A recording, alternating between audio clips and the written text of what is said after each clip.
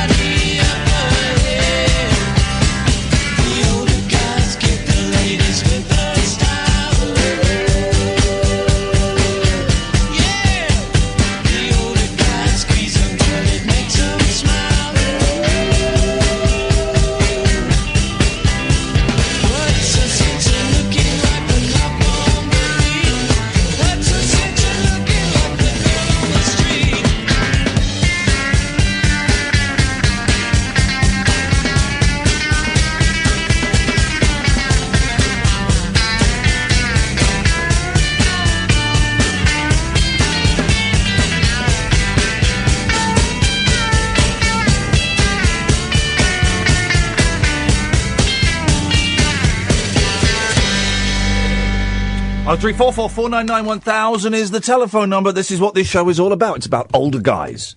The Tonight Show is sponsored by older guys. We've just found the new best television programme to replace Last Laugh in Vegas, haven't we, Catherine Boyle? Love in the Country. It's all about love in the country. You've got to get close to the microphone. I'm right next to it. No, you're not. I don't think you're talking into it. I don't think it's there. There we go. Was it Love in the Country or Love in the Countryside? Love in the Country. Okay, well, I've called it Love in the Countryside. I think in many ways... Could be wrong. What's the difference between the country and the countryside? Let's be careful saying the word country as well so often, because someone's going to stumble. Like I think I did last week. You did. That first syllable could be a career ender. Well, not if you're Nicky Campbell. He said it about 4 times in one go. He said it twice over the space of 2 hours on a radio show, one radio show. So it's 0344 499 1000. By the way, you can give us a call about anything you want at all. It's going to be that kind of show. I'm feeling a very, very strong vibe tonight. Very strong vibe. So it's hosted by Sarah J. Coxey, who I've met a few times. The first time I met her was the 11 o'clock show had been on for 2 weeks and had not been on for ages, and I got invited to a showbiz party, and I went with my girlfriend, and we just stood there like lemons, and there were famous people there. We didn't know what we were doing. Tessa went to the bathroom, and then Coxey came over and started talking to me, and I thought, whoa, this is intense. And I went, yeah. My girlfriend's just in the toilet. I'm not coming on to you. What are you doing? It's like that. Brilliant. It's very funny. I like her a lot. Was she doing the girly show at the time? It may have been. It was definitely around then. It may have just finished. But so it's farmers, lonely, horny farmers, male and female and gay. One gay. Let's not get carried away with ourselves. Even though it is BBC Two. No farmers in wheelchairs. Although there's the one that has to use the hoverboard. Yes. And they're lonely. And so they went on some like sort of online dating thing that the BBC arranged, and people sent them letters, and now they're meeting up with the people and so. And I'm going to be honest, the first 15 minutes, I'm sat there going, well, this is rubbish. This is a stupid, dumb idea. Then about 15 minutes into it, me and Kath going, oh, this is brilliant. Oh, this is great. Couldn't get up to go to the loo. No, I had to wait. I mean, almost to the point where it was going to get embarrassing if I didn't go to the loo. Wanted to see Francesca. That's who I wanted to see come in. She was one of the ladies that had written to the farm. And I'm watching Francesca, who claims to be 36 years old, talking to a farmer who's 52. Yeah, and stroking her hair extensions. I mean, she was the most... She was working it. She was, and she's the most, let's just say, on the surface, the least likely to be able to rough it out in the countryside because she's very, very groomed. Yeah, there's a lot of plastic involved. I would say she's 60% plastic. She's worked, she's had some work done by the looks of things. Which it's not a judgment call at all. I'm Not just at trying all. to paint a picture with my words. But also, the first conversation she has with him, she's trying to work out whether she can get some overalls and whether the cows will wee on her hair. It is, honestly, it is, I don't know how many episodes it goes on for, but it really is really, really gripping. We've worked out, I think we've only seen 3 people they pick 4 or 5 that they get to kind of, hang out with on the farm. And, I think we've already picked who they should definitely go with at the end. Always easy to see from afar, though, isn't it? I think it will happen, though. I think with the Scottish lady, it will be the last man. Yeah. With the farmer with the bad teeth, that will be the blonde lady. Yeah, but do you know what? I was quite surprised because I thought his head was turned by Francesca, by the uber glamour puss that she is. His favourite was the last woman. Yeah. The blonde woman. Hang on a minute. Why did you say his favourite? He said his favourite was her. No, he didn't. He did. He did not. He did. You missed it. You went outside. It said, my favourite is that one. It's the blonde one. Seriously. I really... Because his eyes nearly popped out of his head when he saw Francesca's photograph. I thought he would definitely be led by that. Ross and Alan, just stay there for a second, guys. Just stay there for a second. I'll come to you in a minute. Really getting a little bit annoyed with you questioning my authority. Stop telling me I'm wrong when I'm right. Hang on a minute. Let's just take this off here. No. Let's just take this off here. The Head and Shoulders thing yesterday. You're wrong about. Right. I just don't want you to embarrass yourself. The Head and Shoulders thing yesterday. Right. This today, saying that he said, listen, whether it's true or not is irrelevant. Well, what I say is the thing. You're questioning my authority. Yeah. I very kindly let you come back in this studio after last time, after Guffgate. You leaving little parcels. I can't believe you blamed that on me, by the way.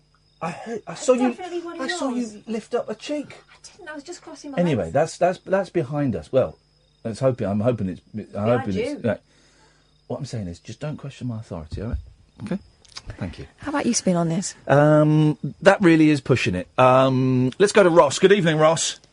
Oh, good evening, Ian. How you doing, all right? I'm very, very well, Ross. I like the sound of you. You sound like you're full of spunk. Don't question him, Ross. He doesn't like it. No, I'm not full of spunk. You were talking earlier about getting older and stuff like that, and I've got a good thing. Oh, yeah, Older Men we played at the start, yes, by the Flying Burrito Brothers. There's a bad name for a band. Are you an older man, Ross? Not half. Yes. Sorry, say again, Kath. Are you an older man? I'm 37. Is that old? Yeah, 37. I once said... it would have been about 12 years ago. I claimed that 37 was the peak, and once you crossed that, you were past it. So it's all downhill from there, Ross. Oh, great. Well, thanks for that. Absolute pleasure, buddy. I was going to say, because recently, over the last couple of weeks, I don't know why, but I've just suddenly really got into gardening. I told you he's old. He's getting old. That's what it is. I can't help it. I've been going to garden centres and just buying flowers and just I've not got a very big garden, but I don't know why, I've just been getting into gardening. I've been just planting anything that looks colourful in my garden to make it look nice. Oh, well, that's absolutely wonderful. I'm so pleased for you. Do you not find it really, really boring? It is. Well, when I look back at the end of the day, when I go to bed and I kind of think to myself, what have I done in my life today? Yeah. I then realise that I've planted 30 fuchsias or whatever they're called. Fuchsias, and then yes. I kind of realised that I should have really gone to the pub or something. I've got a great joke. I've got a great joke, 'cause I don't want to waste this on, when Catherine comes back in, she's had to go out for a minute, I think, to cut the cheese. When she comes back, I've got a great joke, Catherine, talking about gardening. Yeah. Did you know, I'll tell you the joke in a minute, let me tell you this true story. Did you know that my nan was a gardener? And she was a psychic. She was a psychic gardener. Oh, really? Yeah, she could predict the future. Oh! Yes! Ross knows what I'm talking about. I think it's pronounced future. No, fuchsia, the flower. She could predict the fuchsia. The flower, the fuchsia. Sounds like future. Back to the Future. 1, 2, 3. Okay. You should have been a stand-up. Did you do stand-up comedy briefly? I did it very, very briefly. I did it very briefly. It was a very dark period in my life that I don't like to dwell on. Was that really hard to do? No, it was, really, well, everyone says it's the hardest... Not everyone says. Some people say it's the hardest job in the world. It's not. You know, like, I don't know, going out and being a soldier or you know, having to being a copper telling people that their kids have died. That's the hardest job in the world. You're just standing in front of people for 10 minutes and coming off and hating yourself. It's soul-destroying, but, when it works... I suppose everyone's drunk apart from you, aren't they? Well, at the time, I used to be drunk, so I didn't give a up. It was, it's something I did. I look back now on my 23-year-old, younger self that would phone up people and ask for open spots and then, travel all over the country on my own, turn up and do 8 to 10 minutes to, indifference and go home again. And I think, how the hell did I do? I couldn't do it now. Tomorrow, Ross, I'm doing a job for a TV station that I like, actually. It's a really good TV station. And they asked me ages ago, before I went in the jungle, would you come and do this thing for me? And I thought it was something else. It's for vintage TV, right? And I thought it was a job I've done for them before, where I went to a venue and interviewed some really interesting acts and then introduced them on stage, and they played like a live session. And I thought it was that. And then I got the call sheet for it today. And it's me, basically, in Oxford, vox-popping people. So stopping people in the street and asking them what their favourite songs are. I'm doing it for about 4.5 hours, right? And I hate, with a passion, I hate vox-popping. I can't stand it. No, you're the best. No, when you're on the 11 o'clock show, you're the best at that. I was great at it, right? But I did about 150 of those little films for the 11 o'clock show out on the street, and then I did a few other things afterwards. And by the end of it, well, in fact, no, at the beginning of it, I hated it. I hated doing it. Excuse me, can I ask you a few questions on camera? No, jog on. Excuse me, can I ask you a few questions? And it just fills me with self-loathing and self-hatred, and I'll do it because... had I found out maybe a couple of weeks ago it was Vox Popping, I would probably have phoned them up and said, look, there's been a mistake, I can't do this. But I found out today, and I've said to someone I'm going to show up to work, I'm going to show up to work. But again, it's that thing of, I look back, what are you doing? I'm talking to you. No, okay, it just sounds like you're doing something else at the same time, which is fine. Me? Oh, no, I was plugging my phone in, because my phone's backwards, you're going a bit low. But I look back at younger me doing stand-up and think, how did I do that? And today I've been thinking about me doing those Vox Pops, thinking, how the hell did I do that? And I was stoned for a lot of the Vox Pops. I will not be stoned tomorrow in Oxford if you see me. I will not be stoned. I'll just be hating myself. If you see me in Oxford with a microphone and a camera crew, please come up to me and tell me what your favourite songs are. Let's just get this. Let's just knock this out, guys. Let's just do this. Let's just do this as quickly as we can and never mention it. What TV show is that for then, It's Ian? for a station called Vintage TV, right? And they're really good. I watched that. I like that. It's a great... They did the music show. Yeah. Where they interview people and they do the music show and they talk about their... Have you been on there? I've been on it a couple of times. I did one where it was like bands playing and I interviewed them. Then I did one where I picked my favourite songs. And then once, me and Catherine got to hide it, literally... hide in a broom cupboard and watch the Bare Naked Ladies do a session. We had a private concert because of Vintage TV. I saw a brilliant programme with the lady from Morcheeba. Remember that band? I do remember. What was She's good. There's a brilliant album they did there's a 90s called Parts of the Process. Yes. I'm thinking of, who was the Irish band with the lady that I like, one of their songs? You're thinking of... Cranberries. No, not the Cranberries. Roisin Murphy. Yeah. What band was Roisin Murphy? Moloko. Moloko. So who was Mochiba were a bit chilled, weren't they? Yeah, they were chill Yeah. music. I think I had a Mochiba album. I had a copy of one, yeah. Oh, I think, funnily enough, I think the very first theme tune to the 11 o'clock show, Series 1, was a Mochiba song. There we go, we've come full circle. Ross, anything else? Any chance you can get me a job before you cut me off? Absolutely none whatsoever, sir. 0344 499 1000 is the telephone number. It's going to be one of those shows. This is the late night alternative with me, Iain Lee, and on Talk Radio. Set free your mind. Let your fancy take flight. Conversation gets curiouser by the glow of moonlight. The late night alternative with Iain Lee on Talk Radio. Just the authority thing is just got to. Just got Don't to. tell me my job. When improvising, you don't shut people down. So tomorrow, I might as well say this because if you lot turn up, 0344 499 1000. By the way, if you lot turn up, and we knock out together this music thing for Vintage TV, and my job is done. Right. So just turn up. So I'm going to say I normally keep these things private, but if the fans, if the leasters turn up. I'll give you at least 2 minutes worth, yep.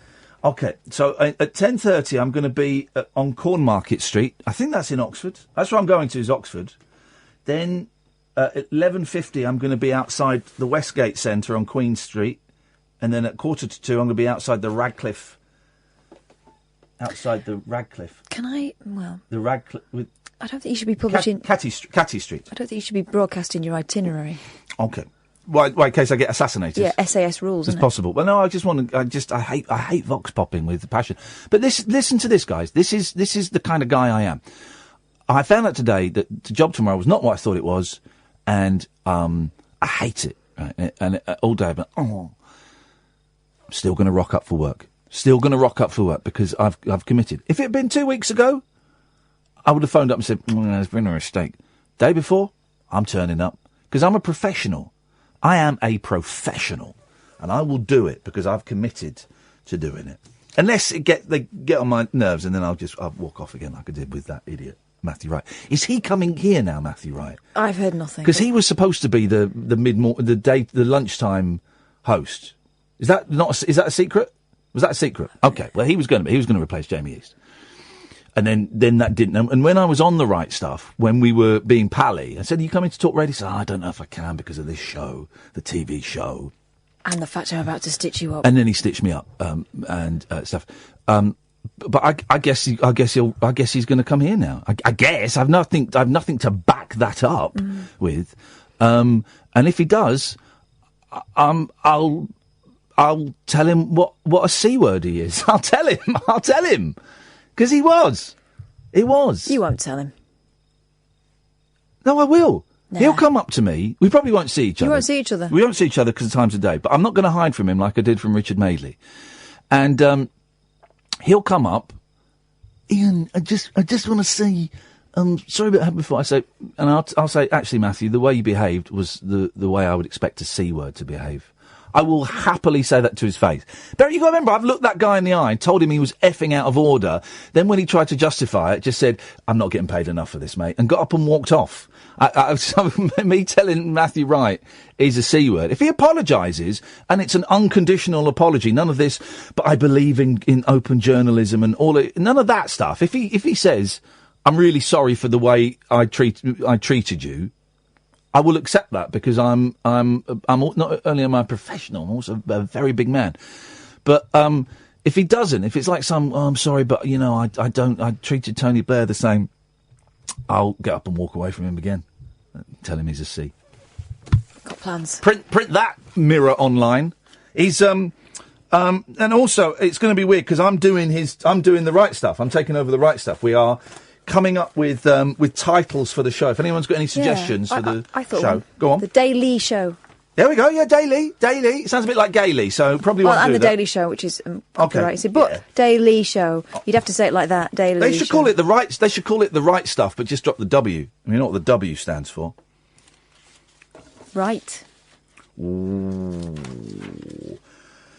Matthew Wright has quit talk show, The Right Stuff, all the online newspapers are doing Matthew Wright's most cringy moments. I'm one of them.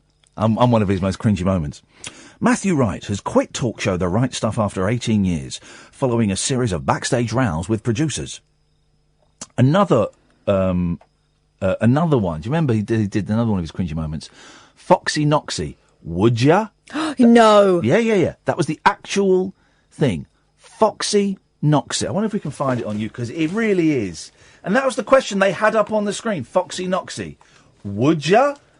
It is, I mean, when I host it, we will not be, we won't be sinking to those levels. Foxy, how do you spell Noxy? With a K. That was your stomach? Yes, it was. That's not there.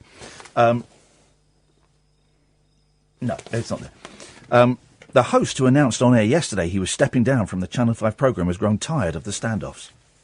The clashes became so intense, he refused to front the weekday magazine series, and Anne Diamond had to stand in. Well, like I say, I'm a professional, and even if there were clashes, I would still rock up. I'd do it. I would say rude things about them on air, live on air, but that is it. I would still turn up. A source said Matthew's been unhappy for a while. There's been furious rows. Oh, what a shame. The host who made his guests feel uncomfortable and walk off has been made to feel uncomfortable and has walked off. I don't really care. It was quite exciting walking off a TV show, if I'm completely honest. After so long in the job, he'd started to flat out lose his temper when producers didn't let him get his way. Oh. The impending departure of Wright, 52, was revealed on the Sun's website yesterday. He then confirmed it. They added, despite what he said publicly, he's made it known behind the scenes he wasn't happy with the show moving to a new studio and its overalls.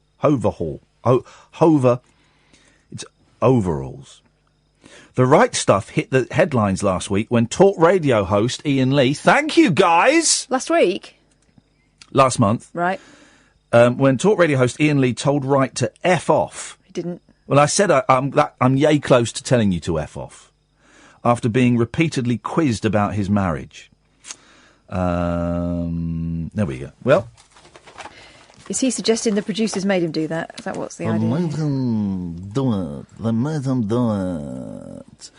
Let's go to New York City, to the caller, the American caller who calls us from New York. He changed his phone package just so he could call us more easily than before. But he puts all the other callers to shame in this country. It's Carlos, the jackal. Hello? Hello, Carlos. Yeah, is this the Daily Show? There we go. Thank you. It works. It works, doesn't it? Credit to Kathy. Yeah, all credits to me. Well, it's my name. It wouldn't have been able to do it without my name. But that's by the by. Let's not get bogged down. I won't question authority. I'm sorry. I apologize. Thank you, Carlos. Carlos. I want to tell you something. I am not Have you ever been friends with like a stand-up comic, or are you a stand-up comic yourself? I was a stand-up comic for a while. I've been friends with several stand-up comics. Yes. I only had one in my life. Yeah, actually, he was a roommate. It was for 2 years or so. Yeah. The guy was awesome, but he never paid rent. No. He was a freeloader. Yeah. The guy, I'm telling you, he was really funny. He had really good material. And that guy turned out to be Jerry Seinfeld. that guy grew up to be Louis C.K. No, but when you meet a comic, you think they would be always funny, but he was actually sort of a cock. You know what I mean? He was kind of annoying. Okay. Most stand-ups are not funny all the time. Some of them are. There are a couple of comedians. Bob Mortimer, I think, is funny all the time, but most of them. No, we had a good friendship. It was a really good friendship, but I just feel after 2 years, it kind of ended pretty bad. Yeah. I don't want to go into detail, but. I kind of stepped on him, so... You stepped on him? You slept with his girlfriend? I told you, because Jerry, he's a cock, like cockroach. So I stepped on him when I was walking now out. He's doing jokes. Cockroach. Now Carlos, I have something to tell you. Carlos is doing jokes. Oh, that's a good voice. You have a joke for me, Mr. Stand-up Carlos is doing jokes. So what do you, apart from playing video games, Carlos, what do you do with your life? How do you contribute to society? I do everything. I've like a short story, really short story, real quick. Throughout my life, I studied all day. My mom raised me that way. Then she got cancer, so I had to like put her through like 7 years of cancer. I made sure I paid for all her bills and stuff. But as I was doing that, I was learning, several things: sound engineering, computer engineering, all that stuff, just to make sure I could fix up everything in places like the medical closet or something like that. I'm a little bit late to the party with this, but could you tell that story again? Just tell that story. Well, you want me to go a little bit in detail? Tell the whole story again, yeah. Okay. I was young. I got into college when I was 16. Then my mother, she got cancer, and then from there on in, it was like I had to leave college. Even though I got there early, I had to leave to make sure so I could pay for her hospital bills and stuff. You understand? You're playing the music in the background. So, anyway, short story, after like several years of my jumping around on jobs and stuff, she healed up. She had about I would say 3 cancers in a row. So it was like breast, then it was ovaries, and then it was the other breast. And the order is actually breast, ovaries. And then after that, milk lemonade. Stop it. Yeah. Sorry. And then, pretty much that's how it is, Even though, life, puts you behind, I'm always behind the desk or something trying to work, you can still learn stuff. I learned plenty of things. I make sure I, edited my speech as much as I can, entertainment as much as I can, so I can move around. I used to be a dancer, but I had to leave that job, too. So it's just it goes in circles everywhere. I'm sure you went in circles all the time in your life. Life is going in circles, and sometimes you make huge leaps forward, and sometimes you take small leaps back or big leaps back. But going in circles is not a bad thing, because sometimes the next lap you see something that you didn't see before. Hey, listen, you're a good sport. How's your mum now? Is she all right? Oh yeah, she's perfectly fine. She can't work anymore, but she's all right. And here's the thing, no cancer, nothing. Because obviously, and I'm glad your mum's all right. And my mum had breast cancer, and they fixed it, and it was miraculous what they can do now. But over here, of course, she had chemo, and she was going to have an operation, but then didn't need it. Oh my God! Oh man, it's horrendous, huh? But over here, we don't pay for it. Well, I mean, we pay for it through taxes, but we don't pay for it, at the point of getting it. Did you have to pay for your mum's treatment? Yeah, I had to make sure, I paid, because she was, she only had co-pay, you know what I mean? So I had to make sure I gave her, and she also had a lot of debt. See, my mom with a big heart, she let me go to college for, a year, right? Yeah. So she's thinking she can buy me stuff for college, she bought me a laptop and all that stuff.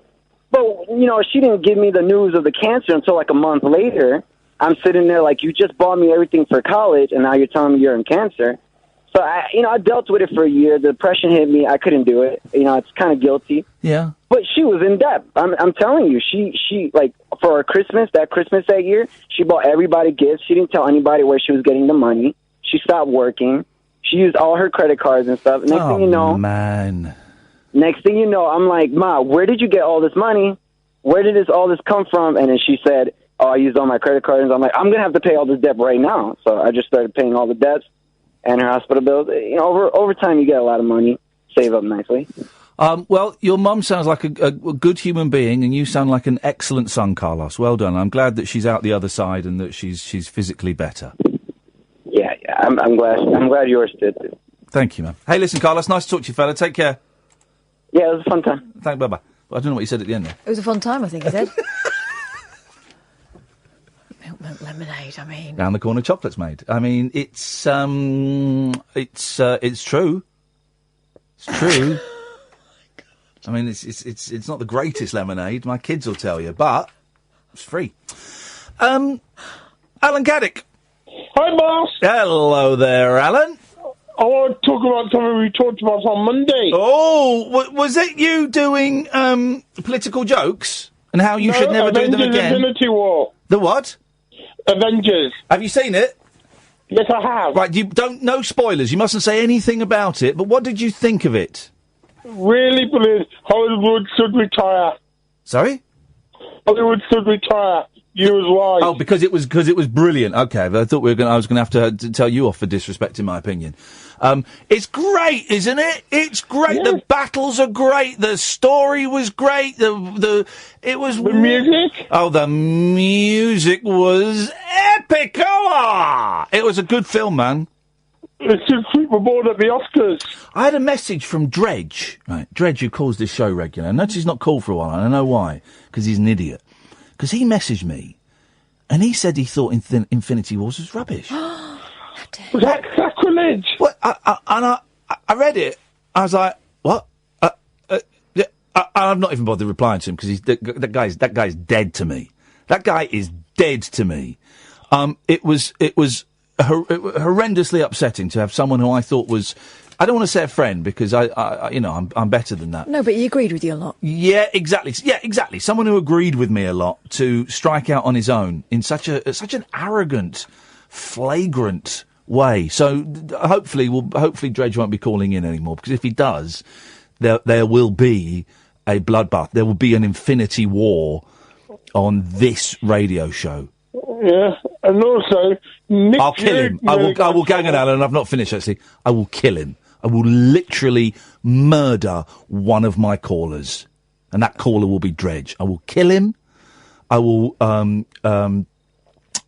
take his little glasses off. I'll poke his specky eyes out. Oh gosh. I'll cut a hole in his stomach and do obscene things to that hole. Oh. He'll still be alive at this point, unfortunately for him. And that's just like that's phase one of a 25 phased punishment. You're going to whip your cards out. Program. Don't give him ideas, Caddick. That's phase 17. It's a 25 phase torture program that I've designed specifically for Dredge, one of the callers to this show, for disagreeing with me.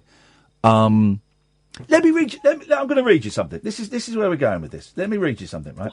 Okay. I'm going to read you something. We're going to go to the bowels of the internet. You ready? Come with me, guys, as we go to the bowels of the internet. I thought you weren't going there anymore. No. I'm there. Bowels. We're going to the bowels of the internet, right?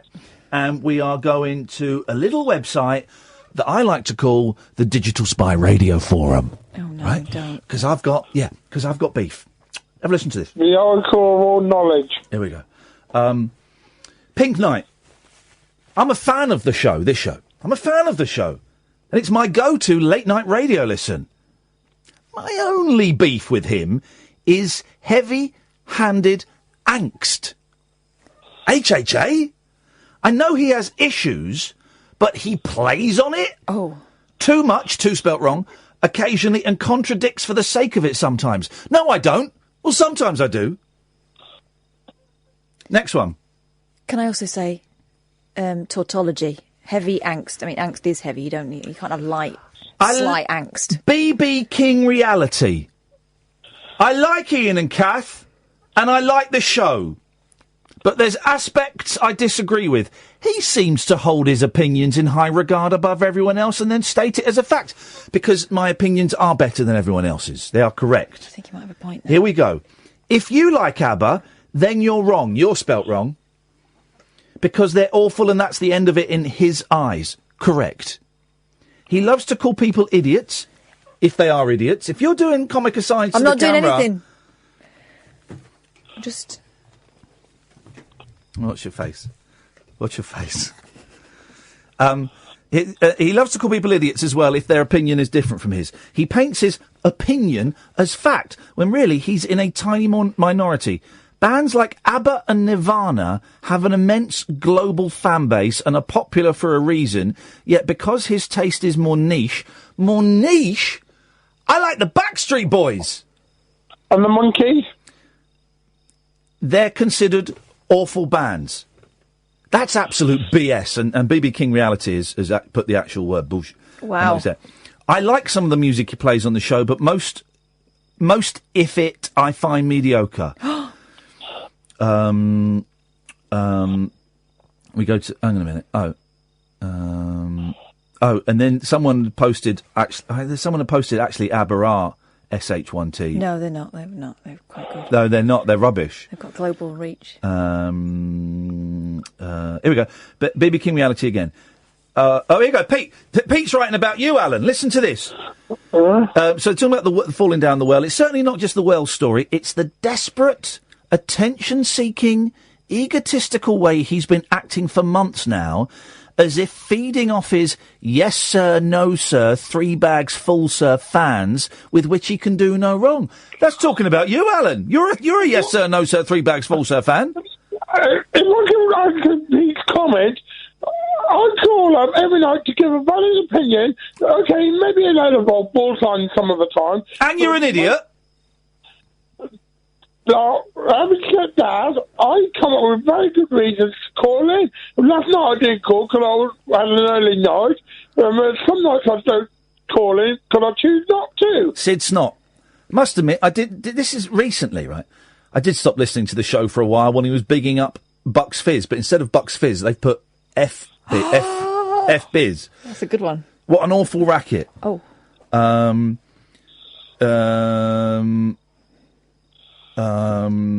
here we go.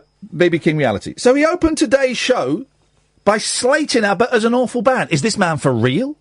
You must have a heart of stone not to love ABBA. The irony is he said the same thing about the Beatles. Sorry, what? If anyone dared criticise any of the SH1T he enjoys, he'd give them both barrels. The Bare Naked Ladies, Bob Dylan, Imani Coppola are god-awful. I'm getting that post reported to Digital Spy, because that is libelous. I mean, he hasn't heard the Beatles melody we did. No. Medley. Then Paul has written ABBA were /R SH1T. And then it goes on. And then it goes on. And I just want to say, it doesn't bother me. Those things don't bother me. Those people are wrong, apart from the people that said good things about me. Did you bookmark that page? Yeah, I've got it, favourites.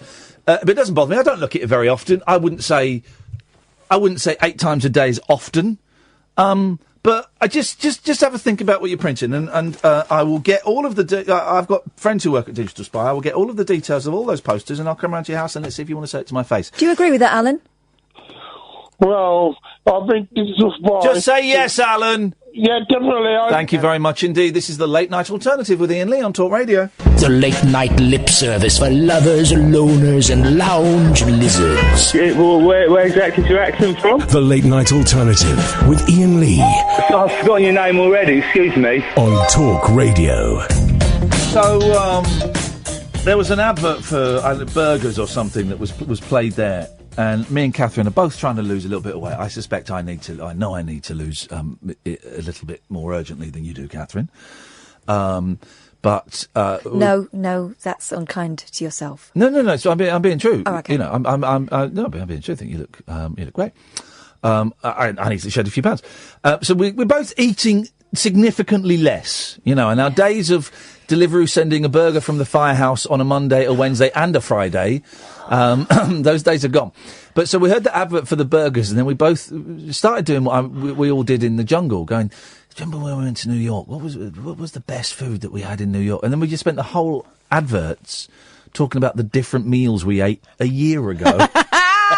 You know you're on a diet when... ... Oh, God. I'm so bored of bananas and apples. Yeah. But no, this week and next week, and I'm going to give myself a little way up, and I might have a little, what I believe the kids call a cheat day. But we'll see. 0344 499 1000 is the telephone number. This is the Late Night Alternative on Talk Radio. So called because you can call in about absolutely anything. All the other radio stations right now will be talking about, can I play devil's advocate for a second, right?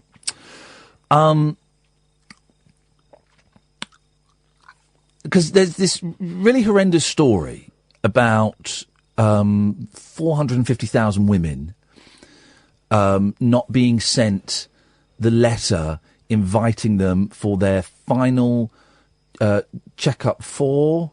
It's cancer, isn't breast it? cancer, yeah. is it? It was a screening, wasn't it? Mammogram. Mm-hmm. That's it. before they're 70, because I think between the age of 50 and 70 you get invited every 3 years, and then after 70 it's less, you can still go, but you don't get the thing. And so 450,000 women didn't get the letters. I don't know when this was exactly, because I've not really listened to the story in that much detail. They reckon as many as something like 270 women might have died as a result, which is horrendous. And everyone else is being written to him. And Jeremy Hunt has come out and apologised, right? Can I play devil's advocate for a second? Right. On a day, the last couple of days, on the week, when it's looked so close to Theresa May being kicked out as Prime Minister. There's a phrase, isn't there, in I think it's more common in American politics. You throw a dead cat on the table. Mm-hmm. And when things are going really, really badly in an interview, you metaphorically, you throw a dead cat on the table. So everyone goes, oh my God, there's a dead cat on the... So Catherine, I want to ask you about those kids that you're suspected of murder. Oh my God, there's a dead cat on the table. Yeah. And it really feels to me like this is a dead cat on the table. It's a horrible story. It's a huge story, and it should be the big story. Okay, and I'd be really keen to know when this was known and when this was, when this happened, because what no one's talking about now is the fact that this afternoon or this evening. Again, my timing's a bit hazy because I don't really, news sucks. But some point today, late today, the MPs voted not to release the documents about Windrush from 2010 to 2017 that would prove pretty much that Theresa May was complicit in it and knew everything that was going on, and then there would be absolutely no way she could stay on as Prime Minister. So Sunday Amber Rudd quits. Monday and Tuesday the pressure builds on Theresa May to kind of step down or step aside or at least explain what she knew. Labour calls, I think, yesterday to have all of the documents from 2010 to 2017 about Windrush released. Today, Theresa May called a 3-line whip, which means she told all of the Conservative MPs, we're going to vote on it, and you have to vote no. You have to vote no to releasing these documents. And everyone's going, well, why can't we release... Oh, my God, 270 women died. Now, it's not to demean that story. It's not in any way to demean that death. That's a huge story. It's horrendous, and it's awful that happened. Awful. But notice how no one's now talking about the fact that Theresa May has covered up. She has ordered her MPs, all the Conservative MPs, to cover up her mistake, to form a shield around her. And I'm just so suspicious now of all politicians, particularly the Conservatives at the moment, because their credo seems to be, we've got to keep power whatever the cost. Whatever the cost, we have to stay the sort of just controlling party, even though it's by the skin of our teeth. So I could well believe that Hunt had this. Maybe waiting for the right time, waiting for the right time to kind of throw it out there. It just seems to me incredible that when I listen to PM on the way in and LBC and Talk Radio on the way in, the main story was that, and about 3 down was the fact that there was going to be a vote on releasing all of the documents about Windrush. And maybe a couple of years ago, someone had phoned in with that. I'd have gone, oh, come on, man. Conspiracy theories. Oh, no, I think I believe anything now. Since, Blair and the era of spin, yeah, I think all timings are calculated. But also, Theresa May's top 2 or 3 people, top 2 advisors are... Again, I'm clutching slightly at straws from headlines I've read. But one of them is the former editor of Newsnight, and one of them is, I think, an editor or someone who was high up in the Daily Mail, right? So 2 people... Who know about news manipulation. Who know about news. And news can be manipulated. I was so shocked when I came to work with you at the BBC Three Counties Radio. It was the first time I'd done a sort of newsy show. And I was so shocked at the way the order of the stories got decided. It was partly whether there was a guest on a show later that day. It was partly whether BBC Look East were doing a thing on it. So would that be the top story on the radio? It was never really, it was not as often as I thought it would be. Jesus, this story is massive. This has got to be the big story. Quite often people will go, yeah, but we haven't got a guest on it. Can't get anyone to talk on it. There's that. Have I got judged that vibe right? You were there longer and more entrenched than me. Well, there were various different strategies in the time that I was there. Right. And by the end, we were trying to sort of make sure that the news fed the programmes and vice versa, didn't we? So, but when I first went there and when I first started in news as a newsreader, you would get a rip. You would get the order sent from on high, and that's what everyone went by. So someone who was the editor of Newsnight, and correct me if I've got that wrong, and someone who was something high up in the Daily Mail would know exactly how to throw a dead cat onto the table, exactly how to massage the news, exactly how to... She's done a David Copperfield. She's made the Statue of Liberty disappear. But a lot of people who are high up in PR are ex-newsmen and women, and that's the best way to be, actually, because they know what the news are looking for and they know how to spin stuff, because they've been on the other side, poacher turned gamekeeper. So basically, the Conservatives today voted to not release any of the documents from 2010 to 2017 about the Windrush generation, that slightly woolly phrase that describes, a lot of people that came over here because we kind of begged them to come over here to help us out because we were screwed after the war.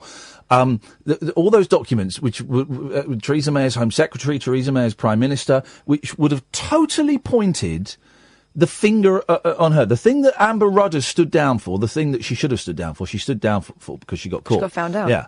Not because of what she did. It's her. It's the Prime Minister. And I couldn't believe it when I heard today that she was ordering all the MPs to vote against releasing it. I thought that's so bent. Why can't everyone see through that? Oh, Jeremy Hunt's got a story about 450,000, big numbers. And is that going to be spun into, look, the NHS can't cope because they're inefficient? Yeah. Oh, this when actually it's because it's underfunded. This country sucks. This country sucks, man, doesn't it? All countries suck, I think, before you tell me to go and live in Europe, being a left-wing cuck libtard. Yeah, you're not very patriotic. No, I'm not very patriotic. I'm not. I don't get what patriotism is. I don't understand why I should be patriotic about a place that's bent just because my mum and dad had sex here and I was born here. I was born on this bit of rock, so I should be patriotic towards what? England? Britain? What? No, I'm patriotic to the world. Oh. That's good. 0344 499 1000 is the telephone number if you want to give us a call. What? Just been tweeted something obscene. Oh, God! A massive juicy burger. Right, that's Lino. Block him. Let's go to the ads. The Late Night Alternative with Iain Lee on Talk Radio. We have ways of making you talk. I've never seen the inside of a barroom or listened to a jukebox all night long. But I see these are the things that bring you pleasure. So I'm gonna make some changes in our home. I've heard it said if you can't beat them, join them. And if that's the way you wanted me to be, I'll change if it takes that to make you happy.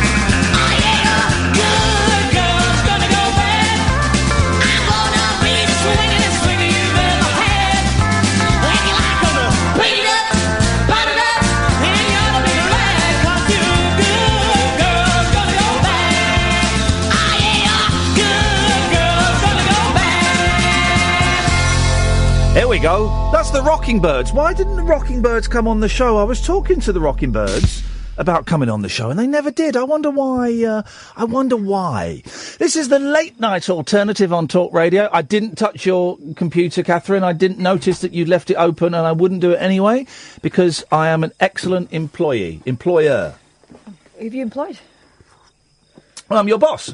Well, I am your boss. What this show is called? The Late Night Alternative. No name on it. No, there is a name on it. Oh, really? No, yeah, there is. The Late Night Alternative with Iain Lee. Oh. And in fact, I even came up with that name, as you know. I had to lobby hard to get the show changed to that name. And so I am technically... You're not my boss. I'm your boss. I haven't got a boss at the moment, have I? I'm the boss of you. You are not. Yes, I am. Yes, I am. No. You keep making me tea every night. Well, only because you're apparently busy. I'm doing an award-winning radio show that technically may be on its uppers or on its downers. Surely be on its downers. What are uppers? Because on its uppers makes it sound like it's going from strength to strength, but uppers are actually a bad thing. When you lift up a car... No, it's not. It's shoes. Oh. If you've worn your shoes down to the uppers. Okay, right. Because, of course, we all know the part of the shoe called the upper, don't we? We all know it. If you read the label, they're the uppers. Yeah, we all know it. No, we all know it. We all know that there's a part of your shoe called the uppers. Yeah, we all know. Well, could you? The best people. Here's my shoe. Yep. On it, could you point to the uppers for me? You're holding it by the uppers. This bit. Right, that's the top. That's the sole. Yeah. This is the uppers. Yeah, I know what the sole is. Yep. Got the sole, got the heel. That's called the uppers, is it? Yeah. So down on your uppers. If you're on your uppers, it means you've walked your shoes right through. But under... No. Because if you walk your shoe right through, as we all know, there's nothing. Yeah, but you'd imagine if you'd walked all the way... It's an exaggeration. No one actually walks You'd have to be way. walking with your feet upside down. No. To be doing that. No. Careful, they're new. Let's just imagine you've walked all this off. Yeah, the sole. So this is what's touching the floor. Well, it wouldn't be, because it would be your foot. No, because if your foot was inside it, it would just go further up. Well, you're flapping along on the floor. No, don't be ridiculous. Because we've all seen the Laurel and Hardy film where he's got a hole in his sole and he fills it with a bit of tough meat. Well, yeah, he wasn't on his uppers. Well, I would say if he's having to fix he had a hole in his shoe that was letting in water, if he had to fix a shoe with a piece of tough beef, I believe it was, then that's the very definition of being on your uppers. But yet, he literally wasn't, metaphorically according to you. Well, literally not, no. Literally on his uppers, but actually he wasn't. So I think what you've done there is you've embarrassed yourself. 0344 499 1000. But what I'm saying is, this show that used to be first of all, it was the only show that got calls pour la téléphoner opérateur. It used to be the only show that got telephone calls, and then James Whale started getting a couple of calls, and then George Galloway. Actually, what he gets are the ones we won't talk to anymore. Yeah, exactly. He gets. Let's just go through that list of people: Paul in Stoke Poges, Nigel in Maidstone, and Alan Caddick keeps sneaking through to this show. Ken in Newcastle. Ken in Newcastle. Ken can call me. He won't. You're the Antichrist. Exactly. Well, surely, if I'm the Antichrist and he is such a devout Christian, then it's his duty to call me. It's his duty to do battle with me. Anyway, so he gets a handful of calls. Then a certain gentleman who I don't like. I'm not going to say his name, okay, because I think that would be inappropriate. But I'm going to give you a little clue as to who exactly I'm talking about. Fanny. Yeah, that guy. Fanny. Yeah, the Fanny guy. Fanny. Fanny. Fanny.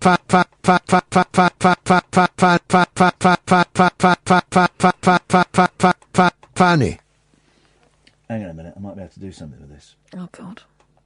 I have to do something. Hang on, this could be fun. Hang on a minute. You know he listens to this show. Who? What is going on with your insides? I'm so hungry and people keep sending me pictures of burgers. Let's try this. Fanny. Oh. Fanny. No. Fanny. What? Fanny. Fanny. Fanny. Fanny. That's, there you go. This is So this is the sound of George Galloway leaving the Talk Radio building. Fanny. Fanny. Bye, George! Fanny. Fanny. Fanny. Fanny. Fanny. Fanny. Let's try this one. Let's see what this one does. Fanny. Oh, doesn't do anything. Nothing, just loud. All right, let's try this one. Fanny. Okay, that doesn't do anything. Just more Fanny. Just more Fanny. Let's try this one. Fanny. Oh, over-modded Fanny. Yeah, that's... Fanny. Let's try this one. Fanny. Oh! We got George on the phone. George! Fanny. Yeah. Hey, listen, I found an old radio from the 1970s. Should we turn it on and see what's on? Fanny. Oh, it's George Galloway.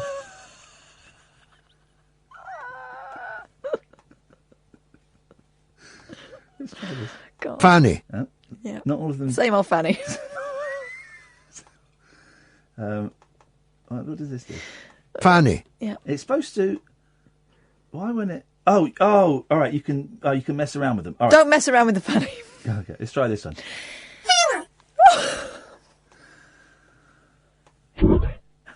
Oh, I don't like that. It's like Darth Vader.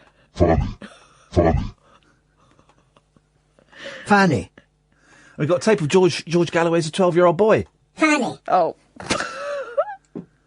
George, little Georgie Galloway. Georgie, what are your hobbies? Fanny. Okay. Okay. Let's try this one. Oh, look at this. Look at this. I didn't know this had all these toys on here. Bear with me. This is the next hour sorted out. Oh, okay. This is great. Look at this. This is the thing the BBC bought for me. Fanny. I don't understand why it's so good. Let's see what this is. Fanny. Why does that? That should do. Fanny. No, okay. That's just giving us Fanny. Let's do a couple more, and then we'll do. What's this? What's this one do? Fanny. Okay. Nothing. No, hang on a minute. Fanny. Fanny. Quick, George, your mum's coming. Fanny. Hey, George, just slow down, dude. Take it easy. Fanny. George has had a few to drink. George, you all right? Can I get you anything? Fanny.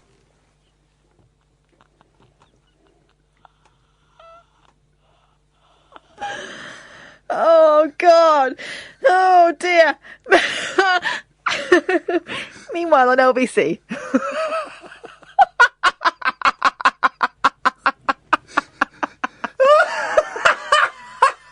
Oh, dear. Quick, George has fallen down the well. I fell down. Fanny. George, can we get you anything? Fanny. Outrageous. Stop now. What, Too much fun. Okay. Anyway, so 03444991000. Anyway, he came along, and now he gets all the calls. That's what I'm saying. He gets all the calls. Because of that. Oh, dear.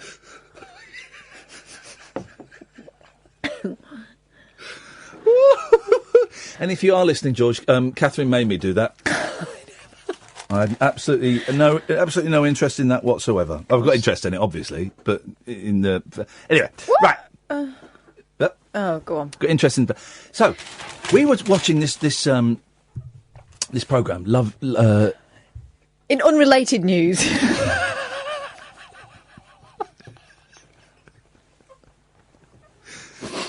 We were watching Love in the Countryside. I know, because I know I'm going to stumble over it. And Oh. what is going on? Seriously, I think. Go and have a my body Greggs. wants a burger. And we got a lot of them had terrible, terrible teeth, right? But there was one young lady, and I went, "Oh, she's got very sexy teeth." And you went, "Sorry, what?" Very sexy teeth. How can teeth be teeth can be? I tell you.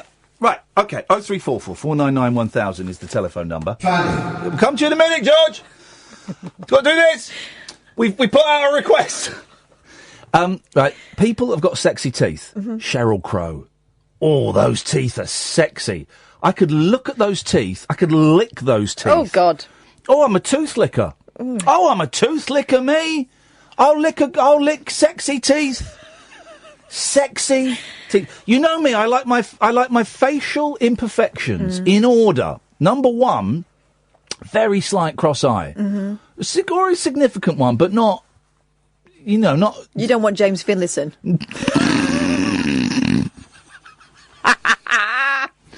No, but that's more than moustache. So cross eye I like. Just a glide or a full one going to the shops and the other coming back with a change. I like to know who she's talking to. Is she talking to me or the person in the next room? My grandma, before she passed, we were reminiscing about my granddad, and she said one of his funny turns of phrase is he said she's got jealous eyes. One's got jealous eyes. One can't stop watching the other. So I like that. Oh, find that sexy. And I don't like. A whole combination of these would be Picasso. Oh God, yeah. I don't want a cubist date. Okay, so if they've not got the wonky eyes, then I'd like a big nose. I love a big nose. But Streisand, Barbara Streisand, she's got the wonky eye and the big nose. I quite like a beak. Love it. But you don't see it on women so often. I love it on a woman. And the third thing I like, sexy teeth, a busy mouth. Busy in the sense Don't of say it like that. That sounds a bit... in the sense that there's a lot of teeth going on there. Not like Whitney Houston singing. She had a busy mouth. Oh no! Because I think that's what killed her in the end. Too soon. So I like a busy mouth. I don't like, and I really don't like this. And God's sakes, plastic surgeons, please find a way of treating the poor, unfortunate men and women of this world that have this problem. Big gums. But I like that. I think that's nice. No, I think it's disgusting. I think it's disgusting. I do. Digital spy. He thinks that people with big gums are disgusting. Look at the state of him. Well, look at the state of you. Oi.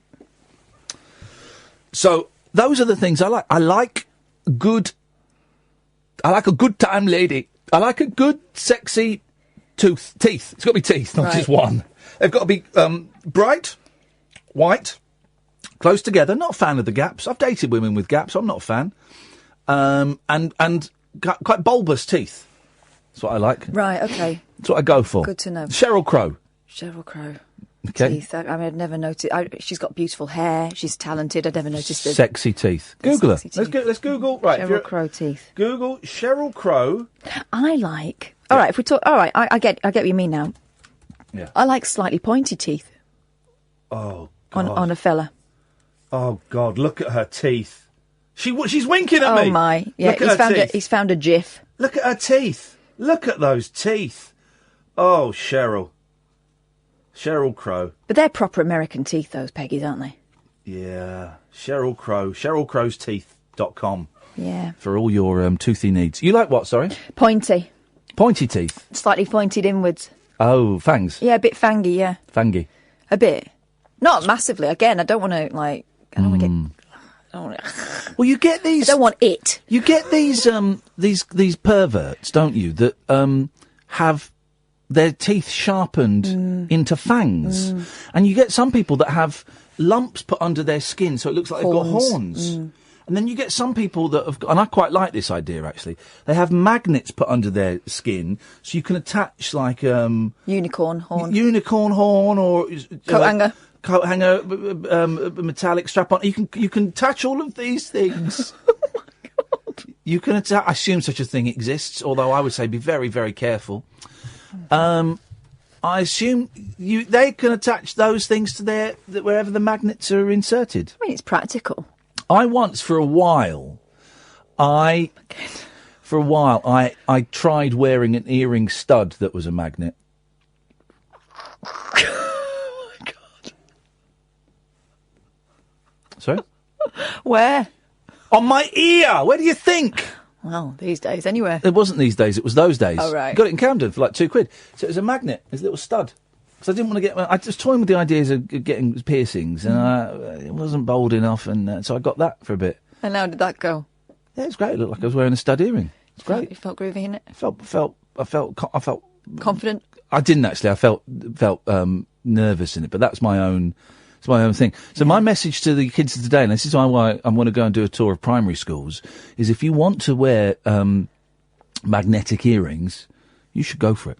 This is the late night alternative on the Talk radio station. None of you slackers want to call us up, and I'm not going to forget that. I will not forget that. 0344 499 1000. Moonlit musings from mums, madams, and meat packers. Oh, never mind, I must have misheard. The Late Night Alternative with Iain Lee. The station's brilliant. On Talk Radio. 0344 499 1000 is the telephone number. If you want to give us a call. George is still stuck down there. Poor George. Poor old George. Bit quiet on the calls recently, and one has to wonder why. I blame you, dear listener, of course. I blame Ian. One call we can't shake is Alistair. Good evening, Alistair. Evening. How's it going? Yeah, it's all right. Quiet night. Crying night? Quiet night. For Quiet yourself. night. Quiet night in terms of calls, yes. There has been the last sort of week or so, and that's fine. Maybe people want me to do, all right, let's fire out. Here's 10 phone-in topics, right? Here's 10 phone-in topics. 0344. Just stay there, Alistair. This is what we're going to do. Maybe people want this. 0344 499 1000 is the telephone number if you want to give us a call. Have you ever got, number one, have you ever climbed into the wrong car? Have you ever climbed into the wrong car? 0344 499 1000. Have you ever crawled into the wrong bed? Have you ever crawled into the wrong bed? 0344 499 1000. Hey, you served a celebrity. What was that like? Give us a call now. Holding the wrong person's hand. Oh, yeah, that's a good one. You've That's all a good done that, one. right? You've had sex in a lift. Oh. 0344 499. No, ever been stuck in a lift? Because I don't think it ever happens. I do not think people actually get stuck in lifts. I do not buy it for a second. How many went? That's 5. Halfway through. Let's have another one then. Oh, I'll just keep. Was that ABBA? Sorry? ABBA. Well, I don't know if you noticed, we're putting them into questions. ABBA? Sorry. ABBA? We are the professionals here, Alistair. If you want to contribute... Right, I'll be quiet. Thank you very much indeed. ABBA, yes or no? Tell me where you were sick and you didn't make it to the toilet. Oh, that's a great one. That's a great one. That's an excellent one. That's 6. I know. What's the screensaver in your head? There we go. If you could bring back a dead rock star just to kill them again, so you bring them back, you tell them you think they're rubbish, and then you kill them again, who would it be? 0344 499 1000. Kurt Cobain for me. Oh, dear. That's 8. Okay. Literally just firing these off the top of our heads, guys. We can do this stuff. If this is what you want, we can do this stuff. All right, what about your worst day at school? There we go. And the first time you told your mum or dad to F off. Those are your 10 phone-in topics tonight, guys. If you want those kind of things, we can do that easily. That's the kind of stuff that other radio stations would take a team of 5 people, an extended lunch break, an afternoon, a WhatsApp group, to come up with half of those over a period of a month. We've just given you 10 hot topics in 60 seconds. 0344 499 1000. Alistair! Hiya. Now, it's your turn. Right, do you want me to address any of the topics you just said or not? You can do what you like. If you can. Otherwise, you can tell us what you've called in for. When I was a child, well, actually older child, probably about 11 or 12. Yes. I ran a bath for myself. Here we go. In the family home. It would be. Strange if it was someone else's home. Do you know what I did? Reading it. No, I say number 2 in it. No. I ran the bath and then forgot to take my clothes off before I got in it. Mate. Oh. Hang on, I've done that. Have you? I've got in the bath on purpose with my clothes on. Why? To shrink your jeans? Mm. I've done it. I've got in with... did you fully submerge yourself?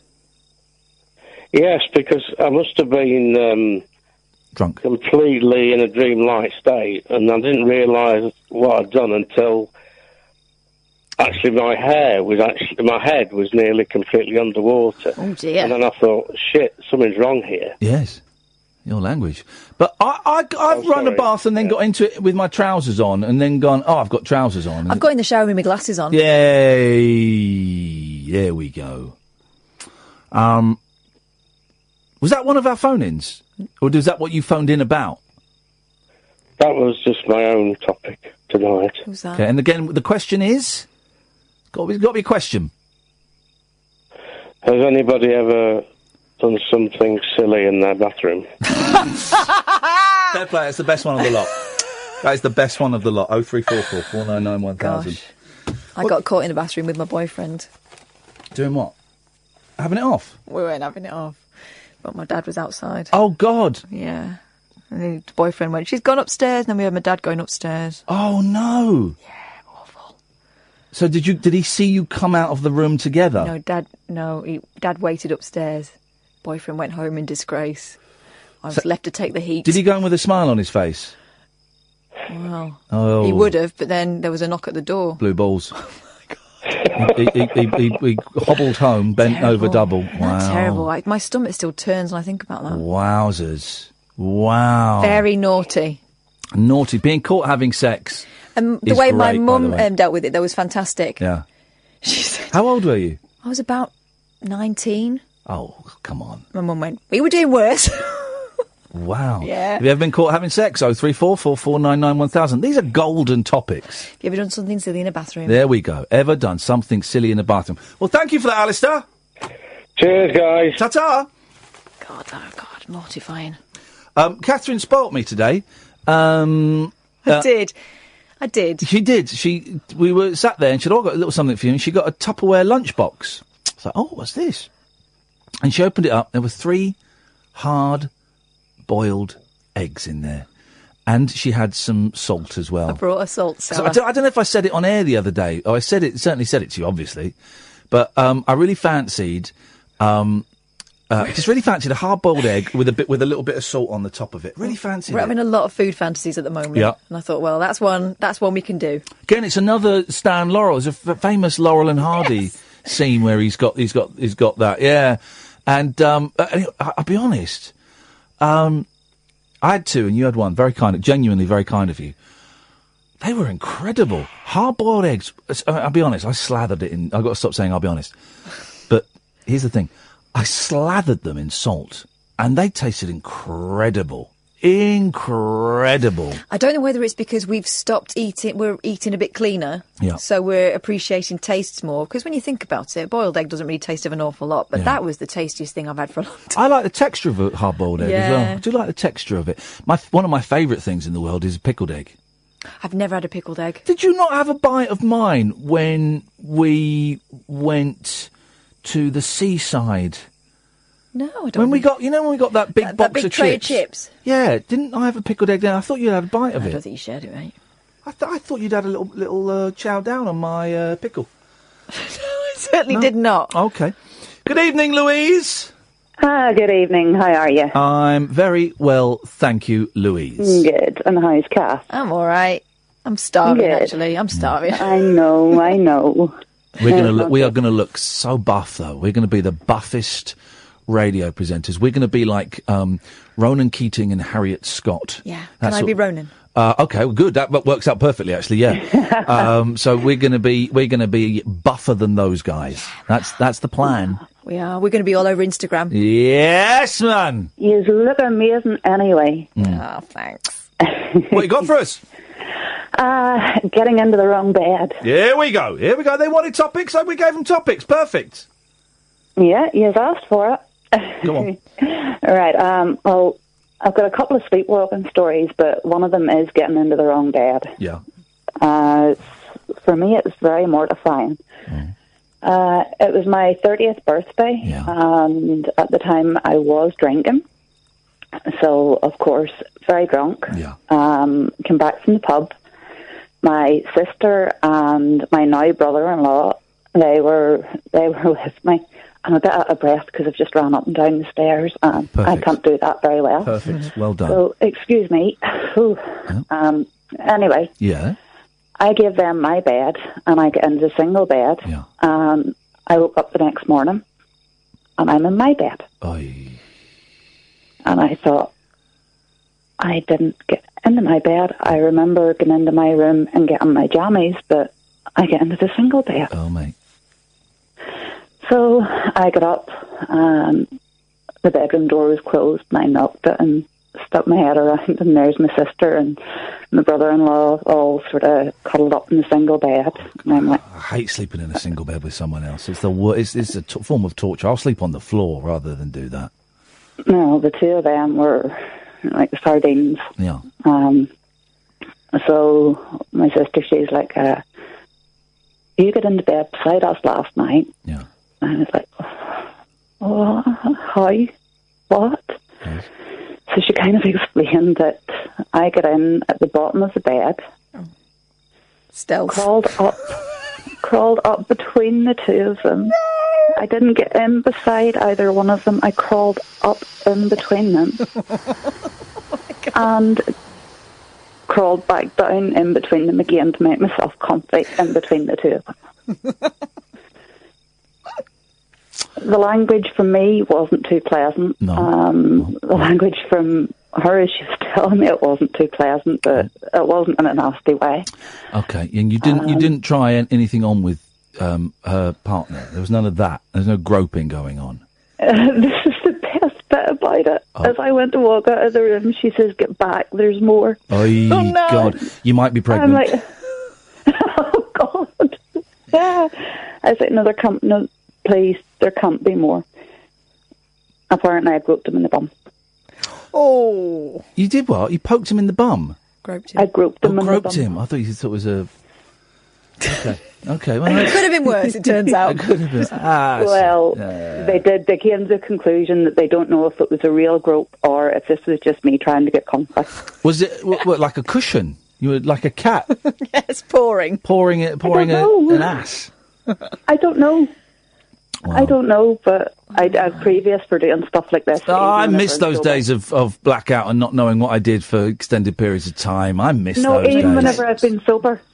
Even when I'm sober, I have a habit of sleepwalking and, not knowing what I've been doing. So, I can plead the fifth with that one. But, yeah, there you go. There's my story. And then she married him. So you're stuck with him forever. Louise, thank you very much indeed. 0344 499 1000 is the telephone number. I used to sleepwalk a bit. I haven't done it for years.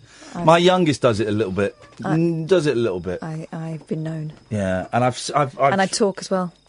Oh, really? Yeah, you can have a conversation with me. I'd rather not. Good one. Thanks, mate. Yeah, I was having a conversation with my mum once, sleepwalking, and I got so frustrated with her that I headbutted the door. Yeah, on purpose, in frustration. I speak in my sleep. I do remember the other day I had to stay at the house in Windsor, and I was having to get up early because my wife was going to work, and I had to get up, and I think it was still Easter holiday. I remember vividly I was having a dream. It's about a train, and the blonde one from Birds of a Feather and I were having a conversation, and something gone wrong, and I said, I'm really sorry, it's the best we can do. And she said, what did you say? And I said, I'm really sorry, it's the best we can do. And then she said again, what did you say?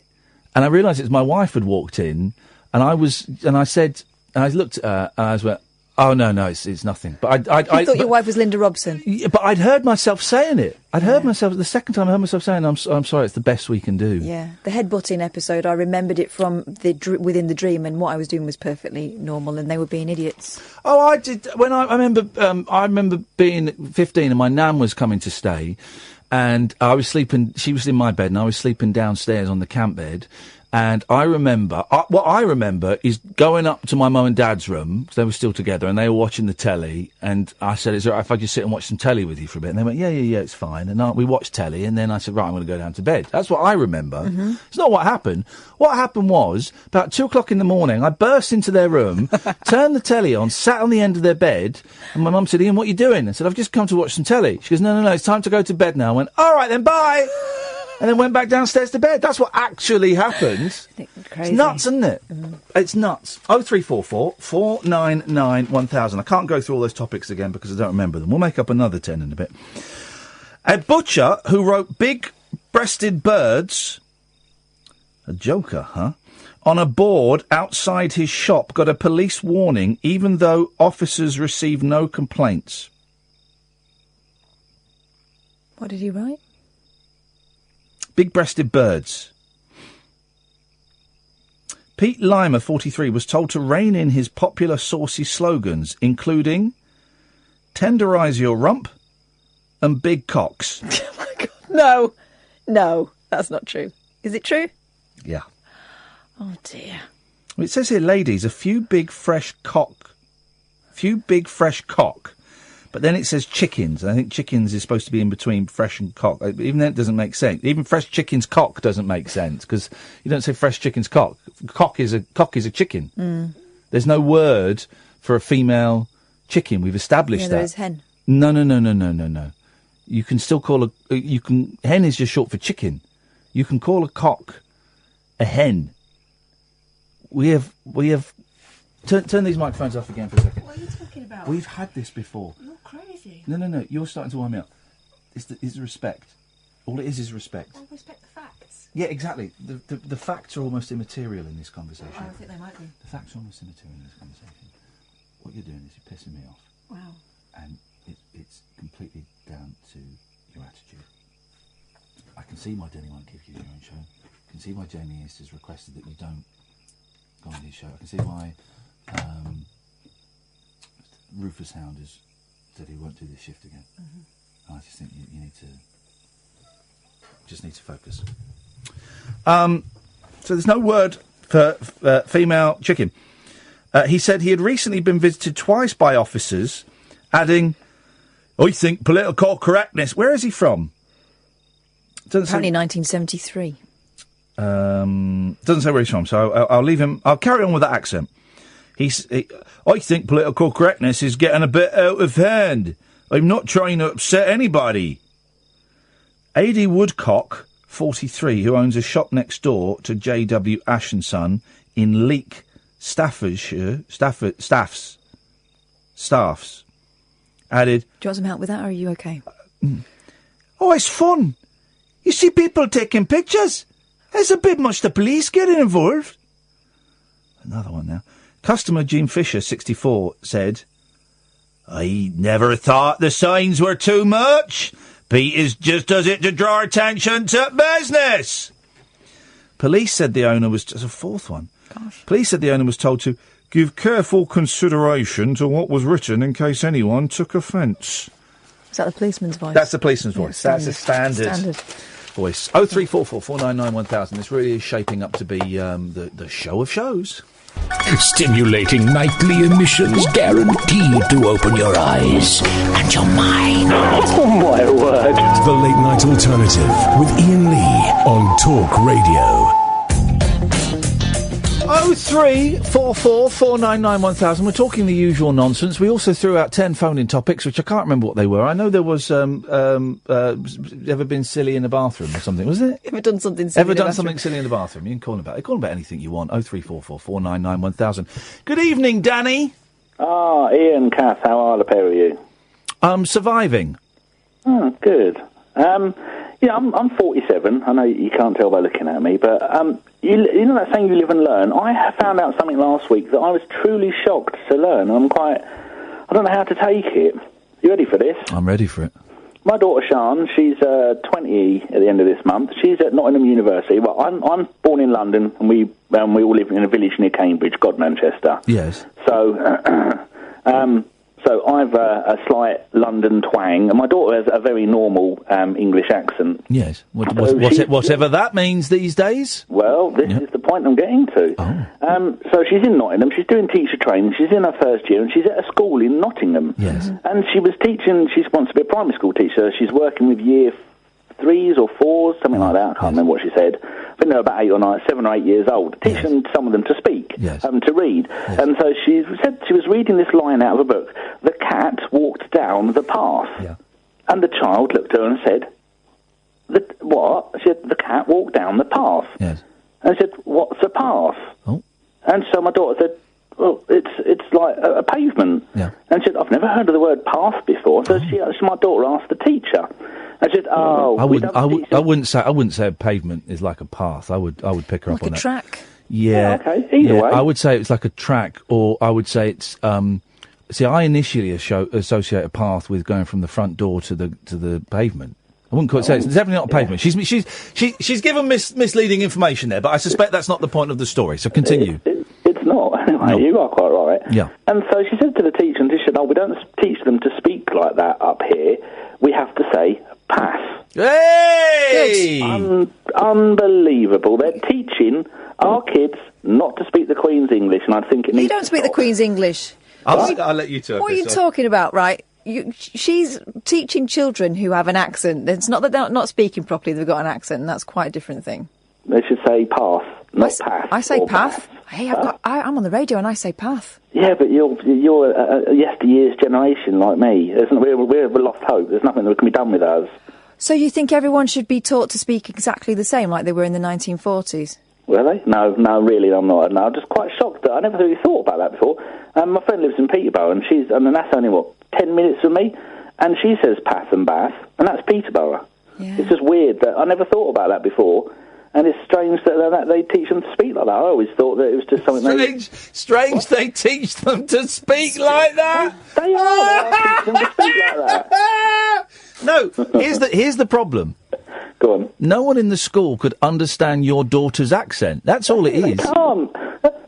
Well, he doesn't even have an accent. Yes, she does. This is it. She does to them, and they couldn't understand her accent. So not only is she giving false information about what a path actually is, she's confusing things by not trying to fit in and bend to the native tongue. The native tongue. So more. I hope she gets stripped of her teaching licence. I told her if she comes down here speaking like a dirty northerner, she's out. Well, there you go. Thanks very much for calling, Danny. That cackle at the end. Wow, I agree. I'm with you on this one. Despite the fact, can I just say, just to flag up, despite the fact that you've back-chatted me 3 times on air tonight. But it was enunciated well. I am. It was. You're absolutely right. I cannot. You enunciate back-chat better than anyone. You don't mumble it. No. You enunciate. You have that. But just again, and there's another indicator that I'm the bigger man out of the two of us. Just because I'm backing you up on this one, even though you've slighted me. Anyway, carry on. Sorry. No, just I know he was only half joking. I think he meant it. But yeah, dirty northerner. They're Midlanders, by the way, Nottingham. By the way, send that clip to the video boy. Get that clip of you having a go at him. I'm furious. Yeah, good. I got picked on so badly for my accent. This is the thing. Having been a 10-year-old kid who moved from north to south and I probably spent about the first 3 years at that school justifying the way I spoke. I had people saying, "Are you American?" And it's all because, do you know why? It's because they're bumpkins, right? And they've never been anywhere outside where they live. It's true. And it's people going, "Well, I haven't got an accent." Yeah, you have. Yeah, you have, actually. Yeah, you have, is what you said. But you don't know you've got an accent until you go outside, like the 10-mile radius of where you live, so maybe you should try it. Danny, Jack and Danny. Let's go to Tina. Good evening, Tina. Don't make a sound. I know you're watching. All the commotion. Baby. Jesus. Watching. Yeah! Yes, it's on fire! Yoghurt. I would advocate yoghurt. I think she's singing this with her son. That's the weird thing. And her daughter. It's her daughter, isn't it? That's weird. I don't know the words. No, or the tune. Or how to put the bottle down. No.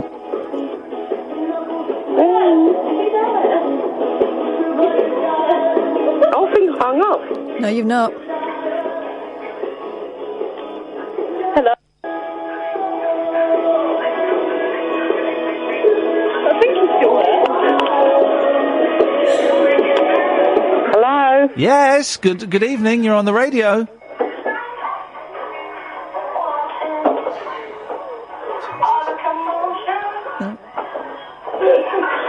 Maybe it was better. Maybe it was better when we didn't get calls. The sex is on fire and her ears are bunged up.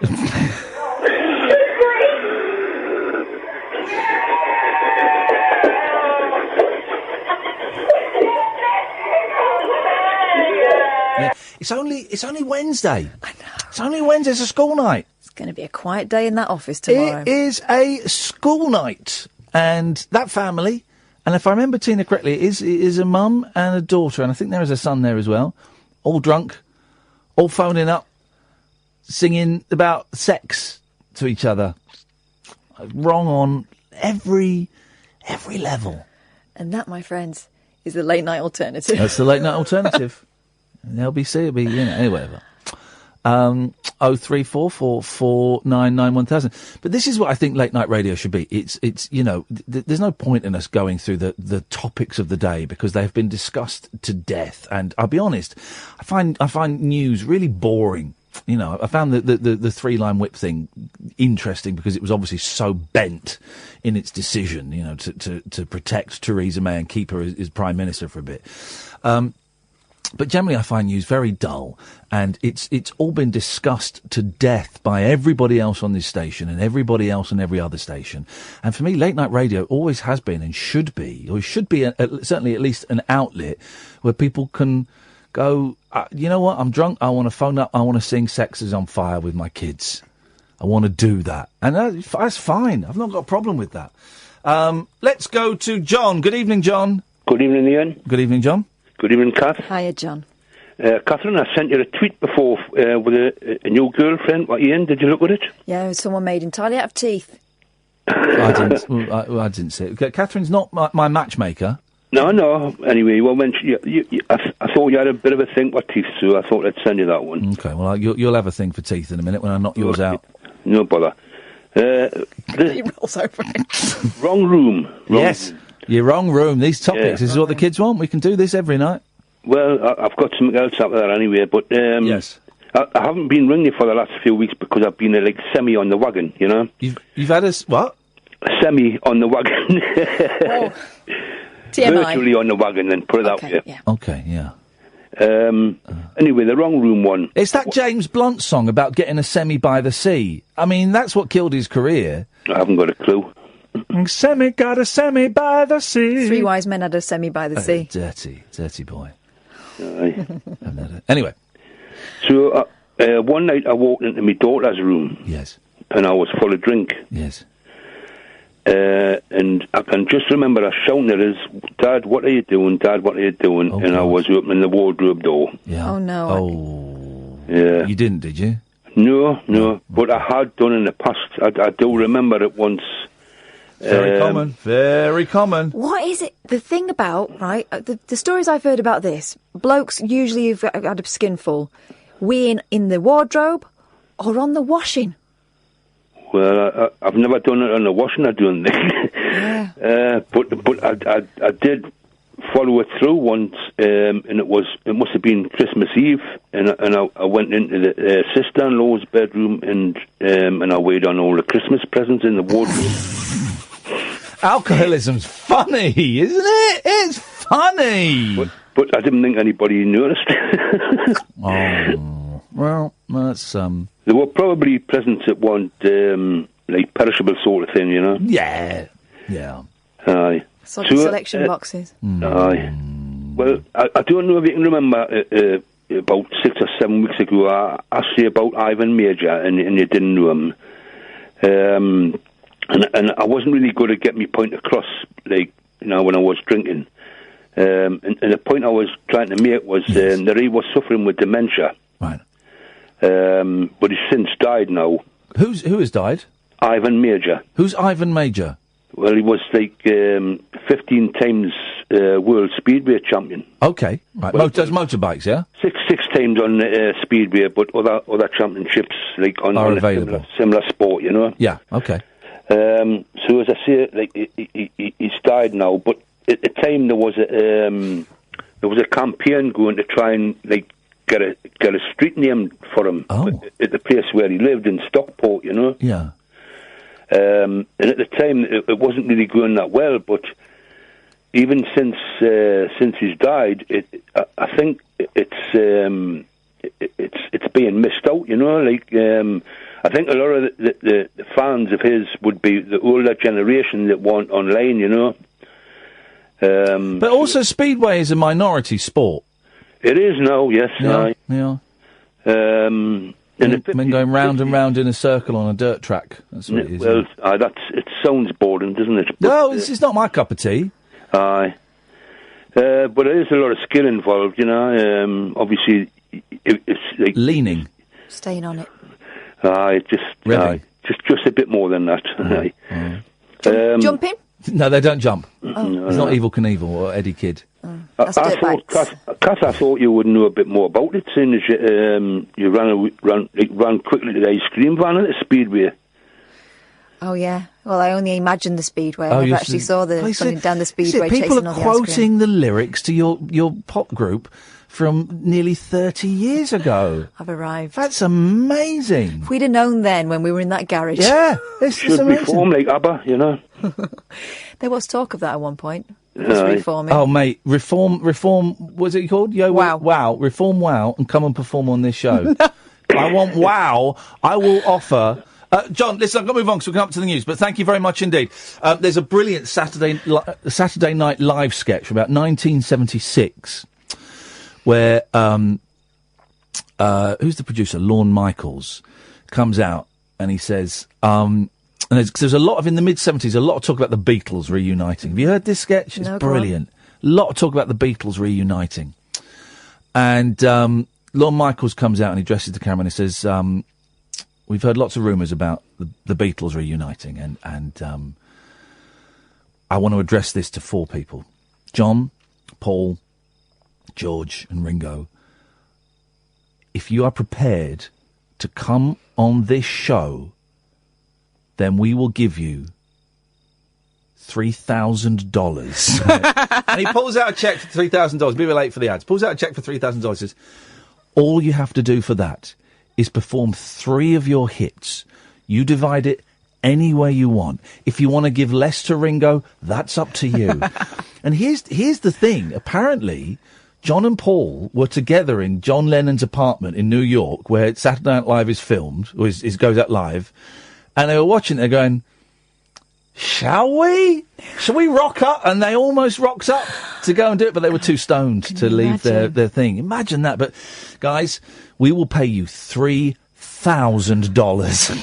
I thought that's so great. 03444991000. This is the Late Night Alternative on Talk Radio. Across the UK, online and on DAB. Get an earful of unusual nocturnal emissions with radio's Lord of Misrule, Iain Lee. No relation, thank God. Unfiltered Night Talk with the original king of unconventional conversation. The Late Night Alternative with Iain Lee on Talk Radio.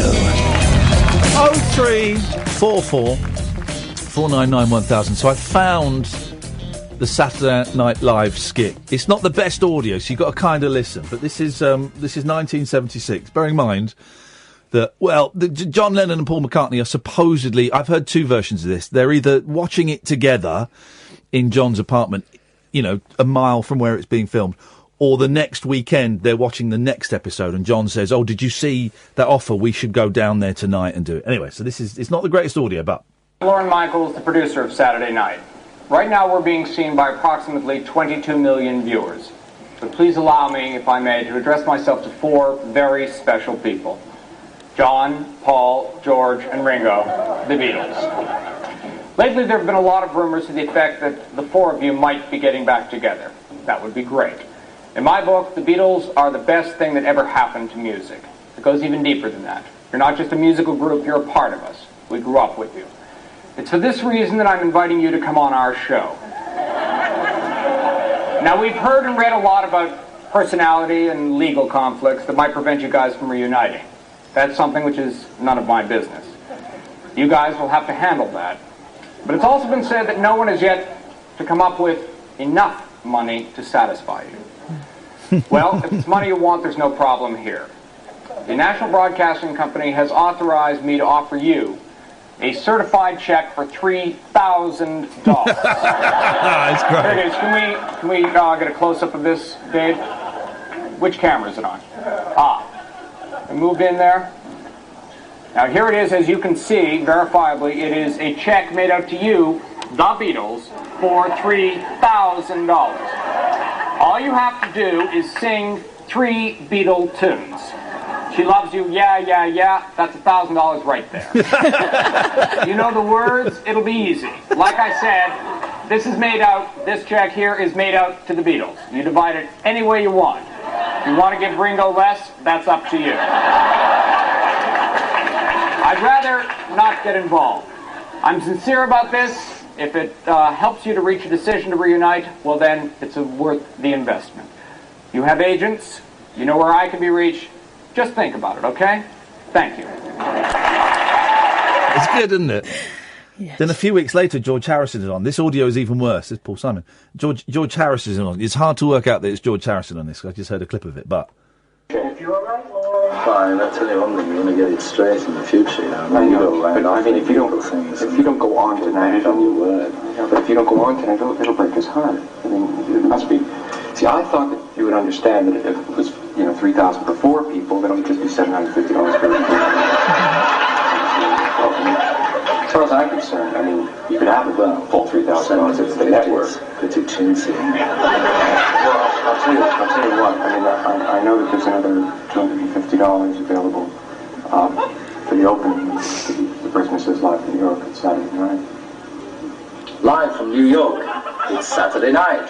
It's hard to hear, but he offered him $250 to say that. Oh. I do like the Beatles. I love George. Yeah, I miss George. George is coming on the show next week. Imagine, wouldn't that be something? Yeah, George Harrison coming on the show next week. He's not. We've got Katie Puckrick on tomorrow. Yeah, not quite George Harrison, but it's still brilliant. It's as good as you can get. Love Katie Puckrick. She's so much fun. Are you having to be her taxi service? Yeah. Oh! I offered. It was a pleasure last time. I had to get pulled over by the police on the way back. You did, didn't you? Yeah. But you were driving like an absolute beast. It was a very, very rainy night and I didn't know where I was and I made a series of errors that I should have been pulled up about and I was. Well, it's if you listen... Beautiful, beautiful moonlit night tonight. The crickets are cricketing. Let's go to Russell. Good evening, Russell. Hello, Ian. Hello. How are you doing? I'm doing very well, Russell. How are you? Yeah, I'm good, thanks. I want to say, I lost my job today. Oh, man, I'm sorry to hear that. No, I just wondered how you're so confident. I can't talk to people. Man, first of all... Oh, yeah. Go on, what were you going to say, man? No, sorry. Well, all it was, I had to go for an X-ray today, and I couldn't even talk to the supervisor to say that I had to go for an X-ray. I'm so embarrassed. Don't be embarrassed, man. So what happened? So what happened? So you had to go to the hospital, and you couldn't tell the supervisor you had to go to the hospital. No, sorry, Ian. Even when I just talk to someone, I'll go really red. Yeah. And I'll get embarrassed because of that. Yeah. And that's why I can't talk to people. So, well, you're doing a brilliant job now. So that statement, I think you need to reassess because you're doing a great job now. So why did you lose your job? If you don't mind me asking. Well, no. I've been there about a month, and all it was I signed out. They said if you go, you have to sign out. Yeah. So I signed out, but I couldn't see the supervisor. Right. And I just went. To go to the hospital? Yes. And then what? Did he phone you up and say don't come back? Yeah. I did see sort of one supervisor, but you know what I mean. I don't know talking to people. No. So. And you didn't see the supervisor that you kind of had to see and say I need to go to the hospital. No. Well, I did see one person, but I was sort of embarrassed to talk. Yeah. To them. First things first. How did it go at the hospital? I've got to go and have more tests. What? Are you all right? If I can speak about it, I've found a lump on my testicle. Okay. And I've got to go and have more tests. Okay. How are you feeling about the lump? I'm really worried about it, to be honest. Yeah, I bet you are. I bet it's, well done for checking it, and well done for going and getting it checked out, because a lot of blokes don't check. I check all the time. Not all the time, that would be, you don't do it on a bus. But I check, and, and a lot of blokes don't check, and a lot of blokes do check, or they notice something, they think, it'll be alright, and they don't go. So well done for going. Here's the good news, right? Yeah. Here's the good news. First of all, it's probably nothing. More often than not, it's nothing, but keep going and getting it checked out. Don't take my word for it. Go and see the doctor. Of course. And they can operate on that so easily now, and so easily, and it's non-life threatening as long as you get it seen to. Yeah. The worst that will happen is they will take a ball away, and you can function sexually with one testicle. You can still father children with one testicle, and I think they even now. That's what I'm worried about. You're worried about what? Being able to be a dad? Yeah. Yeah. No. You're still producing the good stuff with one testicle, man. Honestly. And they also now, I believe, they give you, they put like a fake testicle in. Like a little plastic ball, I guess it is. In my head, I imagine it's those super balls that you bounce and they got. I don't know if that. But they put a thing in so that everything looks as it's meant to look. Okay. So, honestly, testicular cancer is one of the miracles of modern science. It used to kill blokes all the time, and the percentage of people, the men that are treated successfully, and it doesn't return. It's ridiculously high, man. So you're going to be fine. Okay. You're going to be fine, and you'll still be able to have sex. You'll still be able to have kids. That's good. That's great. So don't even worry about that, right? Okay. But again, next time you go to the hospital or speak to the doctors, why would you believe a bloke on the radio? Because I can't give medical advice. Just say, if I have to have a ball removed, can I still be a dad? Yeah. If you need to hear it from I'm worried about as well. Yeah. If you need to hear it from a medical professional, do you want to be? I do. Yeah. It's hard work, man. How old are you now? Yeah. I'm 30 at the moment. Okay. It's hard work. It's the best job in the world, being a dad. Yeah. And you talk about confidence, right? Because I'm not very confident myself, and I know... You seem... I'm pretending. A lot of it is pretending. But, right, I find it difficult, Russell, to go up to people and speak to them, right? You still there? Have you gone? Russell? I think you might... he's gone. Can we try and get Russell back, please, James? Poor lad. But what they can do with testicular cancer now, it's incredible. I know loads of people that have had that operation. Loads. I know a handful of people that have had that operation. And everything still functions and everything still works and it's fine. I think we got Russell back. Where did you go, mate? Hello, Ian. What happened there? I don't know. Outrageous. What I was saying is a lot of the confidence is an act. When I'm in the studio, I am confident, right? Because this is my workspace, and I kind of control it, and I own it, and I know what I'm doing. Okay. I tell you, what's interesting. We were just saying we got Katie Putcrick coming in tomorrow, who's brilliant, right? Yeah. And for the hour or so that she's here, and Kath will know this because I've spoken to Kath about this, and she's seen it. Right. When I have someone in the studio, my confidence drops way down. Down. It really does, man. It really does. And I don't know, I struggle with conversation. You've seen this, haven't you, Kath? Yeah, because, like everybody, doesn't want to make an idiot of himself, and he wants people to like him. Yeah. And also, if he's slightly kind of... if he's impressed by someone, and we don't get anyone in that doesn't impress us, let's be honest, it can be a bit, you don't want to make a tit of yourself, do you? But here's the thing, talk about kids, Russell, right? Since having my boys, I have found myself, I couldn't, I hate going up, in a restaurant and saying, no, this food you sent us was the wrong thing, can we get something else? But if I'm with my boys... I could never do that. No, you could do it for someone else. Yeah, if I'm with my boys and they get sent the wrong thing, part of me still going, oh, God, just accept it. Please just accept it. You're not happy? Right. Excuse me. We've been sent the... And I can do it because I'm doing it for the boys. It's this, dad gene and mum gene, I think. It just kind of kicks in. It's still uncomfortable. I don't like doing it. And part of me's going, oh, please just accept the fact that you got turkey nuggets instead of fish fingers. But I'll do it because, I'm a dad. A lot of it is pretending, man. Yeah, I know what you mean. But it's like, literally, someone can walk up to me and say hello, and I'll just go red. I cannot talk to people. I don't know. It's funny, isn't it? It's a funny it really is. thing that what seems... Here's the thing, right? Loads of people feel the same as you. I've only learnt this in the last few years. Loads of people feel the same as you and probably worse than you. And people that you look at that you think are really confident... We were watching this farmers thing, right? And one of the farmers was a cocky, loud so-and-so, right?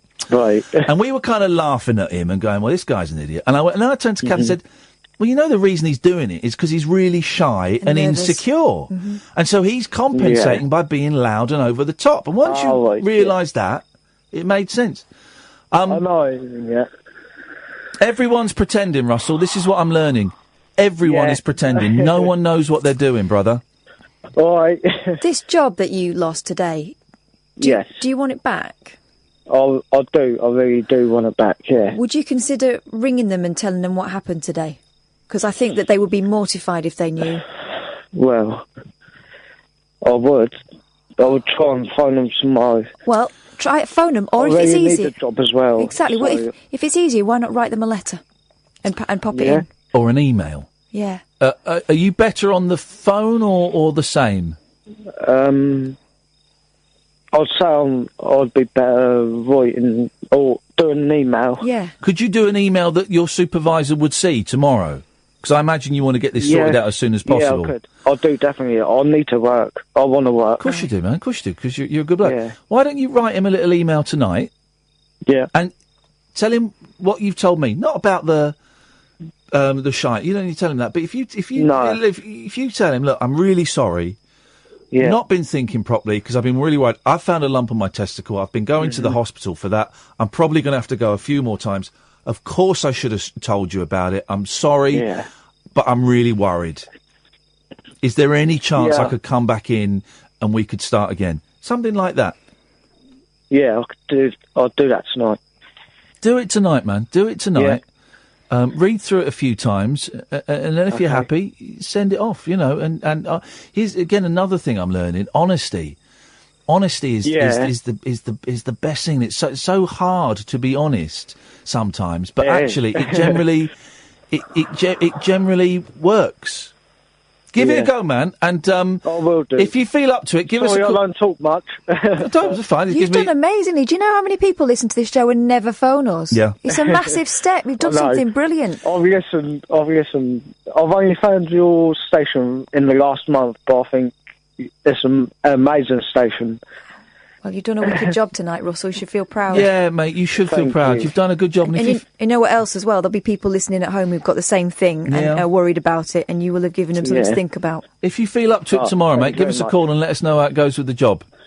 Okay, thank you very much. Thanks, mate. Take care. Oh, thank you for listening. Thanks. Bye-bye. Take care, Russell. What a nice bloke. What a nice bloke. To his boss, he just sloped off, you see. Yeah. You'd have to be a monster not to understand that situation. Well, that's why I asked him if he wanted that job. If they're... I agree. And he's worried. He's scared. You would be. Even after, if I found a lump, I'd be terrified. I found a lump in my breast at one point, about when I was about 28, and it turned out to be nothing, thank God. And I did get seen. I went and and it was going and talking to the doctor about it. And then when they put me through for tests and things, it's all you can think about. Yeah. It's all you can think about, and you don't think straight. You can't prioritise anything else, and you can't imagine what the day after that the next test's going to be like. So I completely get it. But well done, Russell, for going. But honestly, and well done for everyone. Every bloke should check their testicles and anything that you think. Oh, I don't think that was there before. That feels a little bit different. Go and show the doctor. Because they can do miracles with that now. The worst case scenario is they cut a nut off. but everything still works. It still does the same thing. Thank you, Russell. That was a really good call. I enjoyed talking to you, man. Hopefully we'll speak again. 0344 499 1000. This is Talk Radio. No rules nocturnal nattering for nightbirds, nurses, and Nosferatu. All right, cool. The Late Night Alternative with Iain Lee on Talk Radio. So, my friend Ian Watkins makes these little 5 minutes of. And he did about half a dozen a couple of years ago, and I think he put them out as a podcast, then deleted them. He's someone who suffers with, you won't mind me saying this, I'm sure, with self-confidence and self-belief, and I think he's brilliant. I think he's an original. He's just not had the breaks that I've had. I think he's as good as me on a good day. And I don't say that very often. And he makes these things, and I just think they're art. I think they're wonderful, and they're tragic, and they're uplifting, and they're funny, and they're sad, and they're heartbreaking. All of these things. They're human. They're great. And he basically goes and sits with a load of people, one at a time, handful of people, asks them loads of different questions, then edits them down into little 5-minute themed things. If you want to follow Watco, he's at Watco on Twitter. This is a new one he's made especially for us. 5 minutes of philosophy. Oh.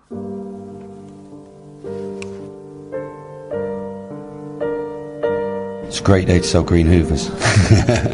I used to stand in the mirror every day when I used to sell vacuum cleaners and go, it's a great day today to sell green hoovers. But no, the first thing I do is what I try and do is I've got certain things that I've got written and put on my wall at home in the hall. And it's things like be kind to people. Literally, just say this on the wall. Be your own best friend. Don't be hard on people. Give people time. Learn to respect yourself. I've got all these things, and I read those before I set off for the day. You live down here once, so you might as well enjoy your life while you're down here, because when it's gone, that's it. That'd be my motto. I'd tell anybody. I like to make people laugh, and if I see people what's looking miserable, I'll just crack out a joke just to make them smile. Just get on with it. Just get on with what life throws at you. You can't always have what you want. You can't always do what you want. You make the best of what you got. I take life as a great challenge, and I look forward to it, and I run with it. And it is good. You get out of it what you put in. And I think I'm a great believer in... I believe in God. I don't believe in a God. I believe in there is something out there that is made to work for us. And it's a faith as opposed to a religion. And I think, at the end of our lives, there's somebody going to wait to be a bit like this, be like an interview. And he's going to say, or she's going to say, so what have you learned? And then I'm going to have to go through my whole life and put it into context. And to be able to say, this is what I've learned. And every day is a whole new learning game. So, I love life, grasp it, run with it. If there's something that needs doing, it's easier to get on with it and do it than sit and moan about it. So, and I'm at my happiest when I'm doing something for somebody else. I accept responsibility for who I am. I accept responsibility for what I have become. I do not blame anybody. I do not praise anybody for the way I have turned out. I have made my own successes.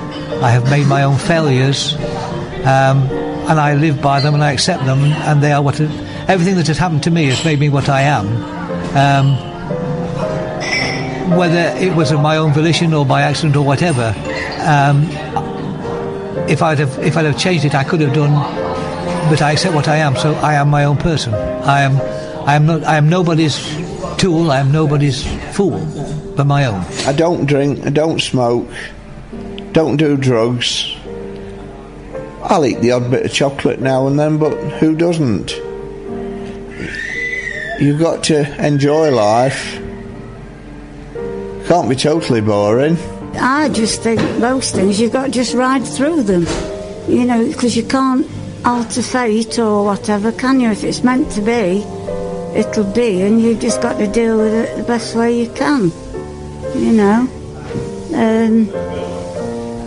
I know sometimes, you get really uptight about things, But it passes, and then you look back and you think, well, you know, that's okay now. Everything's work in progress, because you cannot predict the future. You can't tell me what's going to happen tomorrow. You can't tell me what's going to happen next week. We don't know about life. We can't even predict the weather. I suppose if I had any sort of mantra, it would be all things in moderation and do your best and live with your mistakes. I try to do my best. If I fail, I fail. If I succeed, I'm pleased. If somebody pulls out in a car in front of somebody, how many of us go, oh, you idiot, and blah, blah, blah, blah, blah, blah? Because the meaning that we've given is they're driven with undue care and attention or whatever. But could we have given the meaning, he's just driven like that because somebody's dying in hospital? He's just driven like that because he's getting married and he's late for his wedding. He's just driven like that because his school's just rang up and The reality is, we don't know why that person's just pulled out in front of us. So instead of adding meaning to the event that you've seen, strip any meaning out, don't give it any meaning at all, and take things on face value. And by doing that, you keep yourself on the straight and narrow, and you keep yourself emotionally strong.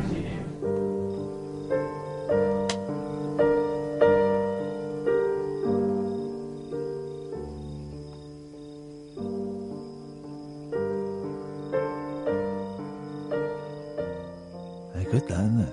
I mean, a lot of twaddle in there. Yeah, I think the person that pulled out was probably a prat, but he might have been late for his wedding. I do like those. Thank you, Watco. They're brilliant. I really appreciate. If you want to find out more about Watco, well, I say go to @Watco on Twitter. He don't really post much on there. He's got his head screwed on. Good.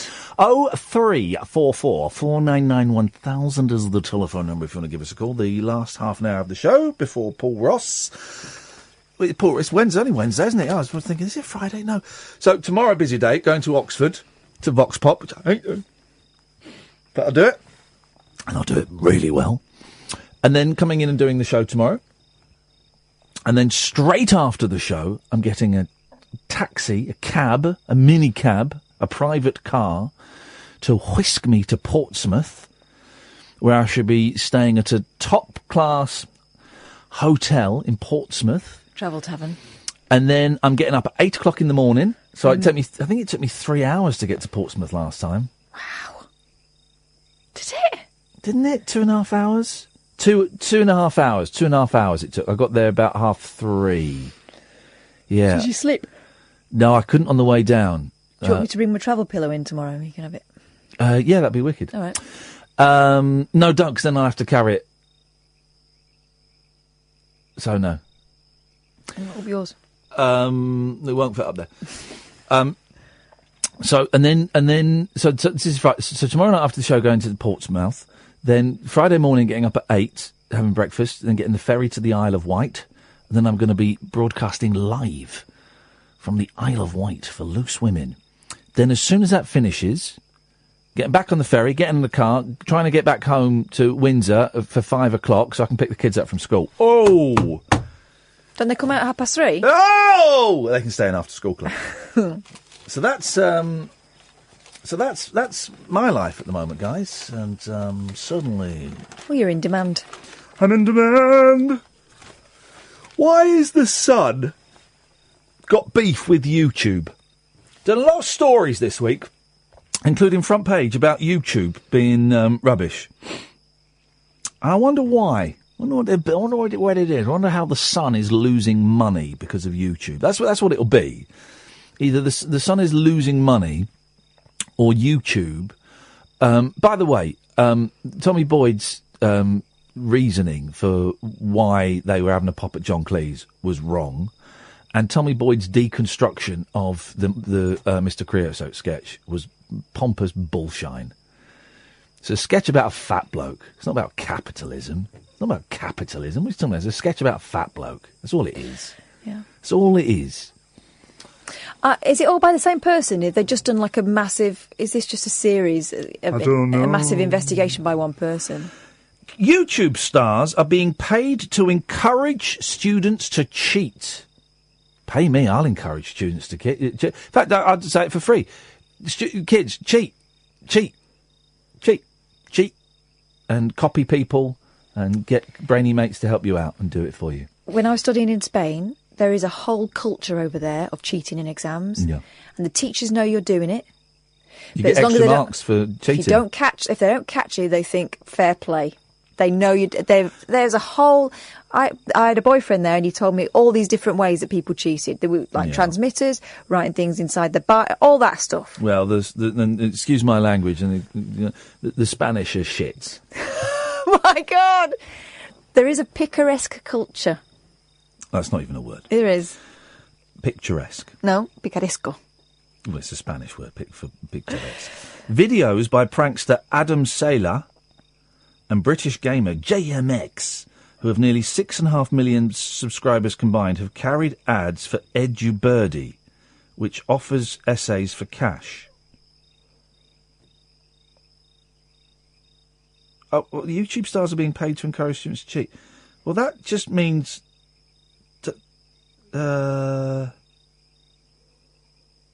Okay, no, right.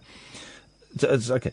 The Ukraine-based firm claims the work is 100% plagiarism-free as it's written to order. This is great. This is initiative. I want these kind of kids working for me. The ones that go, I don't know how to do this. I know what. I'll go online. They know how to use the internet. I like these. The papers, which are delivered with just the name section left blank, could go undetected by anti-cheating software.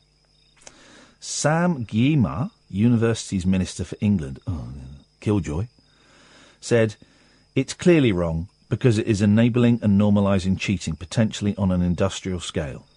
This is something that is corrosive to education, and I think YouTube has got to step up to the plate and exercise some responsibility here." Popular YouTubers as young as 12 are being paid hundreds of dollars to endorse the company. Some suggested, here we go, the service could free up time for students to play video games or take drugs. Oh. EduBirdie is not illegal, but students can face severe penalties if caught passing off someone else's work as their own. Right. Shakira Martin of the National Union of Students said, "I think it's totally disgusting the fact that these type of organisations are exploiting vulnerable young people." What is the exploitation? It's a service. You're not very good at that subject? I'll tell you what, for a few quid, we'll give you a decent essay on it. There you go. How is that exploitation? How is that exploitation? I think that's... I mean, just to regain the moral high ground for a second. Here we go. You're only cheating yourself, of course. Well... Because you're not learning. You're not gaining through the valuable gift that is education. But if you're cool with that... I'm cool with it. I didn't even understand what you said. That's how cool I am with it. Well, if you get someone else to do your work for you, you're not going through that process yourself by which you learn something. Of course. So right. you're getting someone else to do it for you. Yeah, that's the point of the story. So I said, you're getting someone else to... This is the point of... I don't know if you're listening. This is the point of the story. You're paying someone else to do it for you. But you're not bettering yourself. Well, you are, because you're getting a good grade. You're bettering your grade. But you're... Yeah, your grade is bettering... But you're doing yourself out of that experience of grasping knowledge. Okay, well, some people are unable to grasp certain knowledge because it's boring. And also, the bum lickers are unable to grasp the knowledge of PayPaling a Ukrainian to write you a good essay.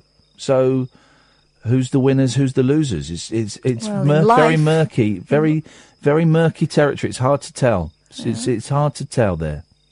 Okay. Yeah. Thank you very much indeed. Oh God, it's just an idiot. Oh, Jesus. Hey, Glyn. Ian, how the devil are you? Getting really annoyed. Turn that flipping thing off in the background. Sorry, I'll shut the door. No. I do apologise. I always say I'm sorry. Just don't do it. Don't do it. No, I was ringing up to give you a compliment. I think you're mellowing in your old age. You reckon? Yeah. I've been listening to you, and I can see the softer side of you.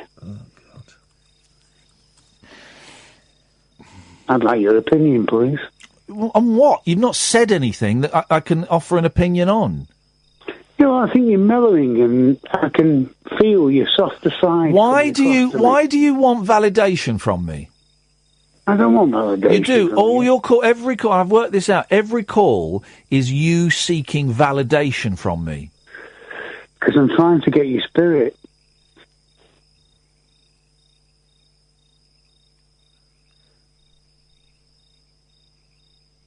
Do you have sons? Sorry? Do you have sons? I have one son and I have one daughter. Do you get on with your son? Yes, very well, actually. 2 weeks from now, I'm going to get a grandson. Well, there you go. I just feel that you have an issue with relationships with younger men. Why? Or maybe I'm being too literal. Maybe it's figures of authority as perceived by you. No, you're authoritarian.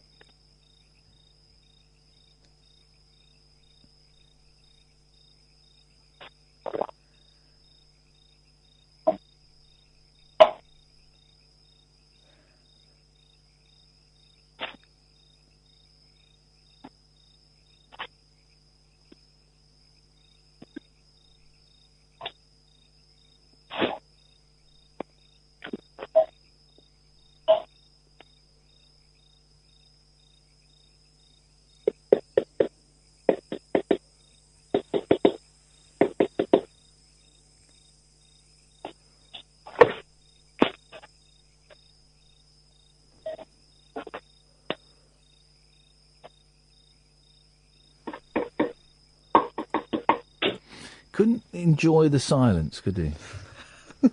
Couldn't enjoy the silence. What was unusual is that's the first silence in a long time where I've actually found myself getting tenser as it's progressed, more uncomfortable. Normally it's a freeing thing. There's something about that guy. Something about that guy I don't like. What's that? Oh, well, Sugar, tell him the things I said. Keep him out of my way, because I'm seeing red. It's that, isn't it? It was George Michael's. Oh. He reminds me of George Michael's. Does he? No. 03444991000. Another 20 minutes before Paul Ross comes on. This is the Late Night Alternative with Iain Lee and Catherine Boyle on Talk Radio. The Late Night Alternative with Iain Lee. Unfiltered Night Talk with the original king of unconventional conversation on Talk Radio. We have ways of making you talk. 0344 499 1000 is the telephone number if you want to give us a call. You're more than welcome to do that. Another 10-15 minutes or so before Paul Ross comes in. Oh, this is great. Look at this. A millionaire playboy crashed his Rolls-Royce while showing off to two bikini-clad passengers. Look, there's a picture of the back of the Rolls-Royce. But look what's going on. It's like a bum, a lady's big, round, juicy bum. And she's got one of those bikinis that's hiked right up there. It's just sticking out the... So had she been sitting on the back, like Beauty Queen style? I don't know. CCTV footage shows British property tycoon Jodie Sanders, 39, reversing the £270,000 convertible. That's cost more than my house did. That's the price. Oh, by the way, I put in a bid on this house. Is that top secret? Is that secret? What I would do is just... Keep that on the Ipsnay. Low down on the Ipsnay. Beautiful. Because if they're Wikipedia and you think they're probably listening. Oh, so what does that mean? Hey, okay, yeah, beautiful. I've not done nothing. What are you talking about? Don't know anybody. Reversing the £270,000 convertible at speed before he loses control and it goes through a shop window. One of the I've just seen who's calling in, and that's thrown me a little bit, but I'm looking forward to that. One of the women wearing a thong flashes her rear as she stands up on the back seat after Saturday's crash. Sanders, who fled the scene in Portals Neuse, Mallorca, has claimed his flip-flop got trapped under the pedals. You shouldn't drive. Drive it. It's illegal in this country, isn't it? I think so. It's obviously this is in Portals Neuse, Mallorca. The car with the personalised plate, Jodie, was impounded by authorities. Yeah, so he ran away from a car with his name on it. Clever. Restaurant boss Jose Martin saw the luxury car pass. He said, "The man was driving and the music was blaring. Two pretty South American women were in bikinis dancing and taking selfies." The shop's owner, Maria Mammon, said Sanders had phoned to apologise. She added, "He was very polite. He asked for the insurance details. He said his foot got cut under the pedals and he was very, very sorry." Is her name Mammon or Maman?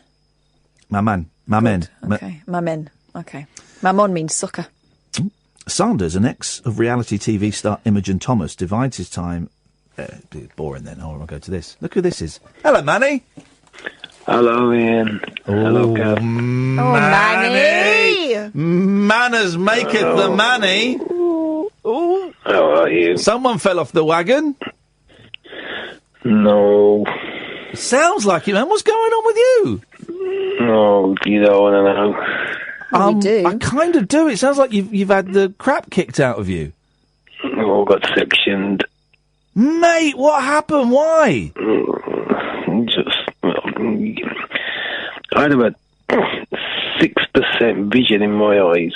Yeah. That sort of bloody went to about 2%. Right, okay. So, nobody at home, they'd all gone. I didn't know anybody's coming back. Took tablets, bottle, and then I put the letter in my pocket. Remember the letter I was telling you about before? I do remember the letter, mate, yes. Yeah, then I got Mrs. Section me. Oh, mate. Oh, mate. I'm really sorry that you felt that... I'm really sorry that things got that bad for you. It's got pissed off. Yeah, it's just that's some peed off, isn't it, eh? No, that's it now. I've had enough. And I don't know when she came back. I don't know. I woke up in bloody hospital. Are you glad that you... came? No, there's a bloody... I had a couple of people come in there talking, and that says you can get him sectioned. Are you glad that you woke up in hospital, or do you still rather that you hadn't have woken up at all? I wish I never bloody woke up. Oh, mate. Yeah, it was bloody crap in there, bloody hell, nothing in that bloody place. It was Penn Hospital. Wolverhampton, for the, but they lock you up, put you bloody paying or whatever the medicine they give you, bloody crap. But I've got sense talked into me and stuff like that. Mate, I wanted to ring in, but I just couldn't. I didn't have the courage, really. I thought, I'll do it today. I do listen. I've been listening since I've been out. But I'm glad you called in. I was thinking about you the other week as well. I was thinking, Manny's not called. Last week, I was thinking about Manny's not called in for a while. I was thinking the same. I wonder what's going on in his roller coaster life. How are you feeling? I just had enough of it, Ian. I just had a bloody enough of it. Yeah, I know. I could see a bit of light in both eyes. Just a light coming to the windows. Yeah. And when that went bloody dark, that's it. I've had enough now. I couldn't take it anymore. I don't wish anybody's sight should go. You could have a arm or a leg taken off. At least you can, walk about and have a leg fitted. You can't have the eyes fitted.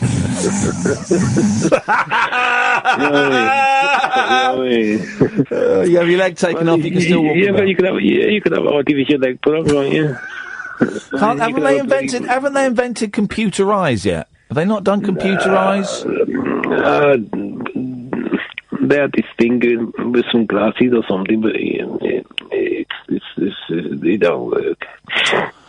How are you feeling now in terms of wanting to end your life? Probably about 60%. 60% of you wants to end it? Yeah, but I've always got somebody bloody eyeing me up. Well, how do you know if you can't see them? Are they particularly noisy? You can hear them, can't you, walking about?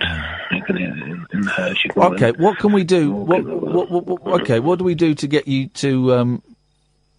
Kill myself. No, shut up, man. I know you're joking. Flipping it. That's a bit... Oh, Manny, that's a bit near the knuckle, mate, even for this show. How do we... What can we do? What can I do to just try and nudge that 60% down to maybe, I don't know, 57%? What can I do? It's just there in your head, you know what I mean? It's just going around and around and around in your head. And then sometimes you think, no, it's not worth it. Then sometimes you think, oh, get it over and done with. And because there's no booze left in the house. There's no tablets. I can't find any bloody tablets anywhere. Nothing in the bloody house now.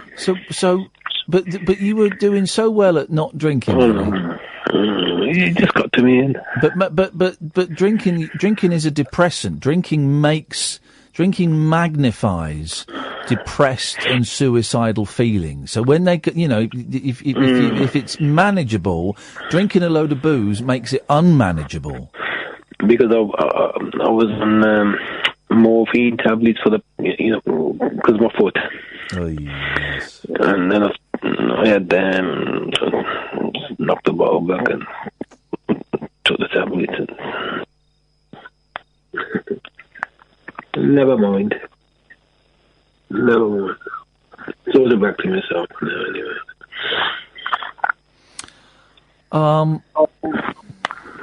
Don't kill yourself, Manny. I don't think I will. I don't know. Hang on a minute. Have you put me on speakerphone? Because if so, I'll come. No, it goes. I have to put it. Have you had a drink today? No. You're just down. There's nothing in the house there. No drink, no tablets. I don't know. For flipping it, man. You and I, we've been talking on and off 4 years. 4 years. 4 or 5 years. And we've covered the whole gamut of ridiculousness and stupidness and the depths of depression, man. And I know that things will get better. Not necessarily your eyesight, but I know that things will pick up, man. I know it. Because I've heard you having a laugh and taking the mick out of me and taking the mick out of callers and taking the mick out yourself and enjoying the rather crap hand you've been dealt. But I was surprised. I was listening to it last week about you, about you, this is happening to you, that's happening to you. Yeah, we watched you in the jungle. Yeah, well. When the first day you went in. Yeah, I remember the first day I You went in. you going to that trial, was it, yeah? Yeah. I had to crawl through the boxes. That's right, there's a table. My daughter gave me a cup of tea, but when you won, I sort of jumped up and said, yeah, the bloody table went everywhere, the tea Well, thank you, mate. Can you do me a favour? Yeah. Can you give me a call tomorrow night? I will, yeah. Can you commit to giving me a call tomorrow night? I will. Yeah. Promise? Promise. Good. Well, then that's all you got to do. All you got to do is make it through the next 24 hours. I will give me a call tomorrow. How's Kat? I'm all right. I'm all the better for hearing from you. I don't let her speak anymore, Manny. Imagine you should let her speak. Imagine trying to stop Catherine from speaking. God almighty. You would do nothing without her. Oh, you're so right. I wouldn't I've got say a really soft spot for you, Manny. She's pointing to it. She's pointing to her soft spot. Hey, Manny, listen, all you got to do is in the next 24 hours is not kill yourself and call me tomorrow night. That's it. I won't call you tomorrow. Can you do that, brother? Yeah, no problem. All right, mate. Try and get some sleep. Bye-bye. All right, mate. Take care. Night, Manny. Bye-bye. Ta-ta. Oh, man alive. Manny's had a real... Manny went blind at work. He had an accident at work. I guess maybe... I think it was about 5 or 6 years ago. He's had a really... and he started boozing a bit because of that, as you can completely understand. He's been up and down. And, of course, he had the problems with his dad. Remember, his dad died on an aeroplane, didn't he? I know he feels guilty about his wife having to do so much now because he can't, but she clearly adores him. It's... That's really that'll sit with me, that call, because I like Manny. Yeah, I do. It gets on my nerves, as all of the callers do, but I like Manny. But when I said I had a soft spot for him, I really mean it. He's one of those that I do wonder about if I don't hear from him for a while. Come in, Paul. I'm just trying to find the story about the Pope's bone, but maybe we won't do that. The Pope's bone. How are you, Paul Ross? Not too bad. Good to see you both again. Nice to see you, mate. What have you got for us tonight? You've got a minute. On the show today, we are crossing live to Cape Town, because Cape Town's had a drought for 3 years. The man who turned upside down that Carlos Costida craft, 114,000 tonnes in 2013. Do you remember that story? The captain left the ship and the guy refloated it. Oh, yeah, he was showing off, wasn't he? Yeah, He's raised £80 million to tow an iceberg from Antarctica to provide water to Cape Town, and they're pumping it 25 miles offshore. Absolutely pure water. This is the future. This is like a Werner Herzog movie or something. This Absolutely, is it's Fitzcarraldo, but with water. Fitzcarraldo, man alive, this is incredible. And the great thing about it, he says, is these things would normally break off anyway, and he picks them up. But when they break off and melt in the sea, they do add to the sea level. He picks them up. Well, he just scoops them up. But if he tows it and it's passes through the system, it won't add to the sea level rise. Genius, isn't it? This is incredible. I know. All that and more still to come. Wow. And the Bionic Man fan club. They're making the $6 billion man movie. Mark Wahlberg and Mel Gibson. We've got the president of the American $6 million man fan club. Oh, Mark Wahlberg. I don't know if that's a great club. Paul, thank you very much. We are back tonight at 10. Until then, ta-ta.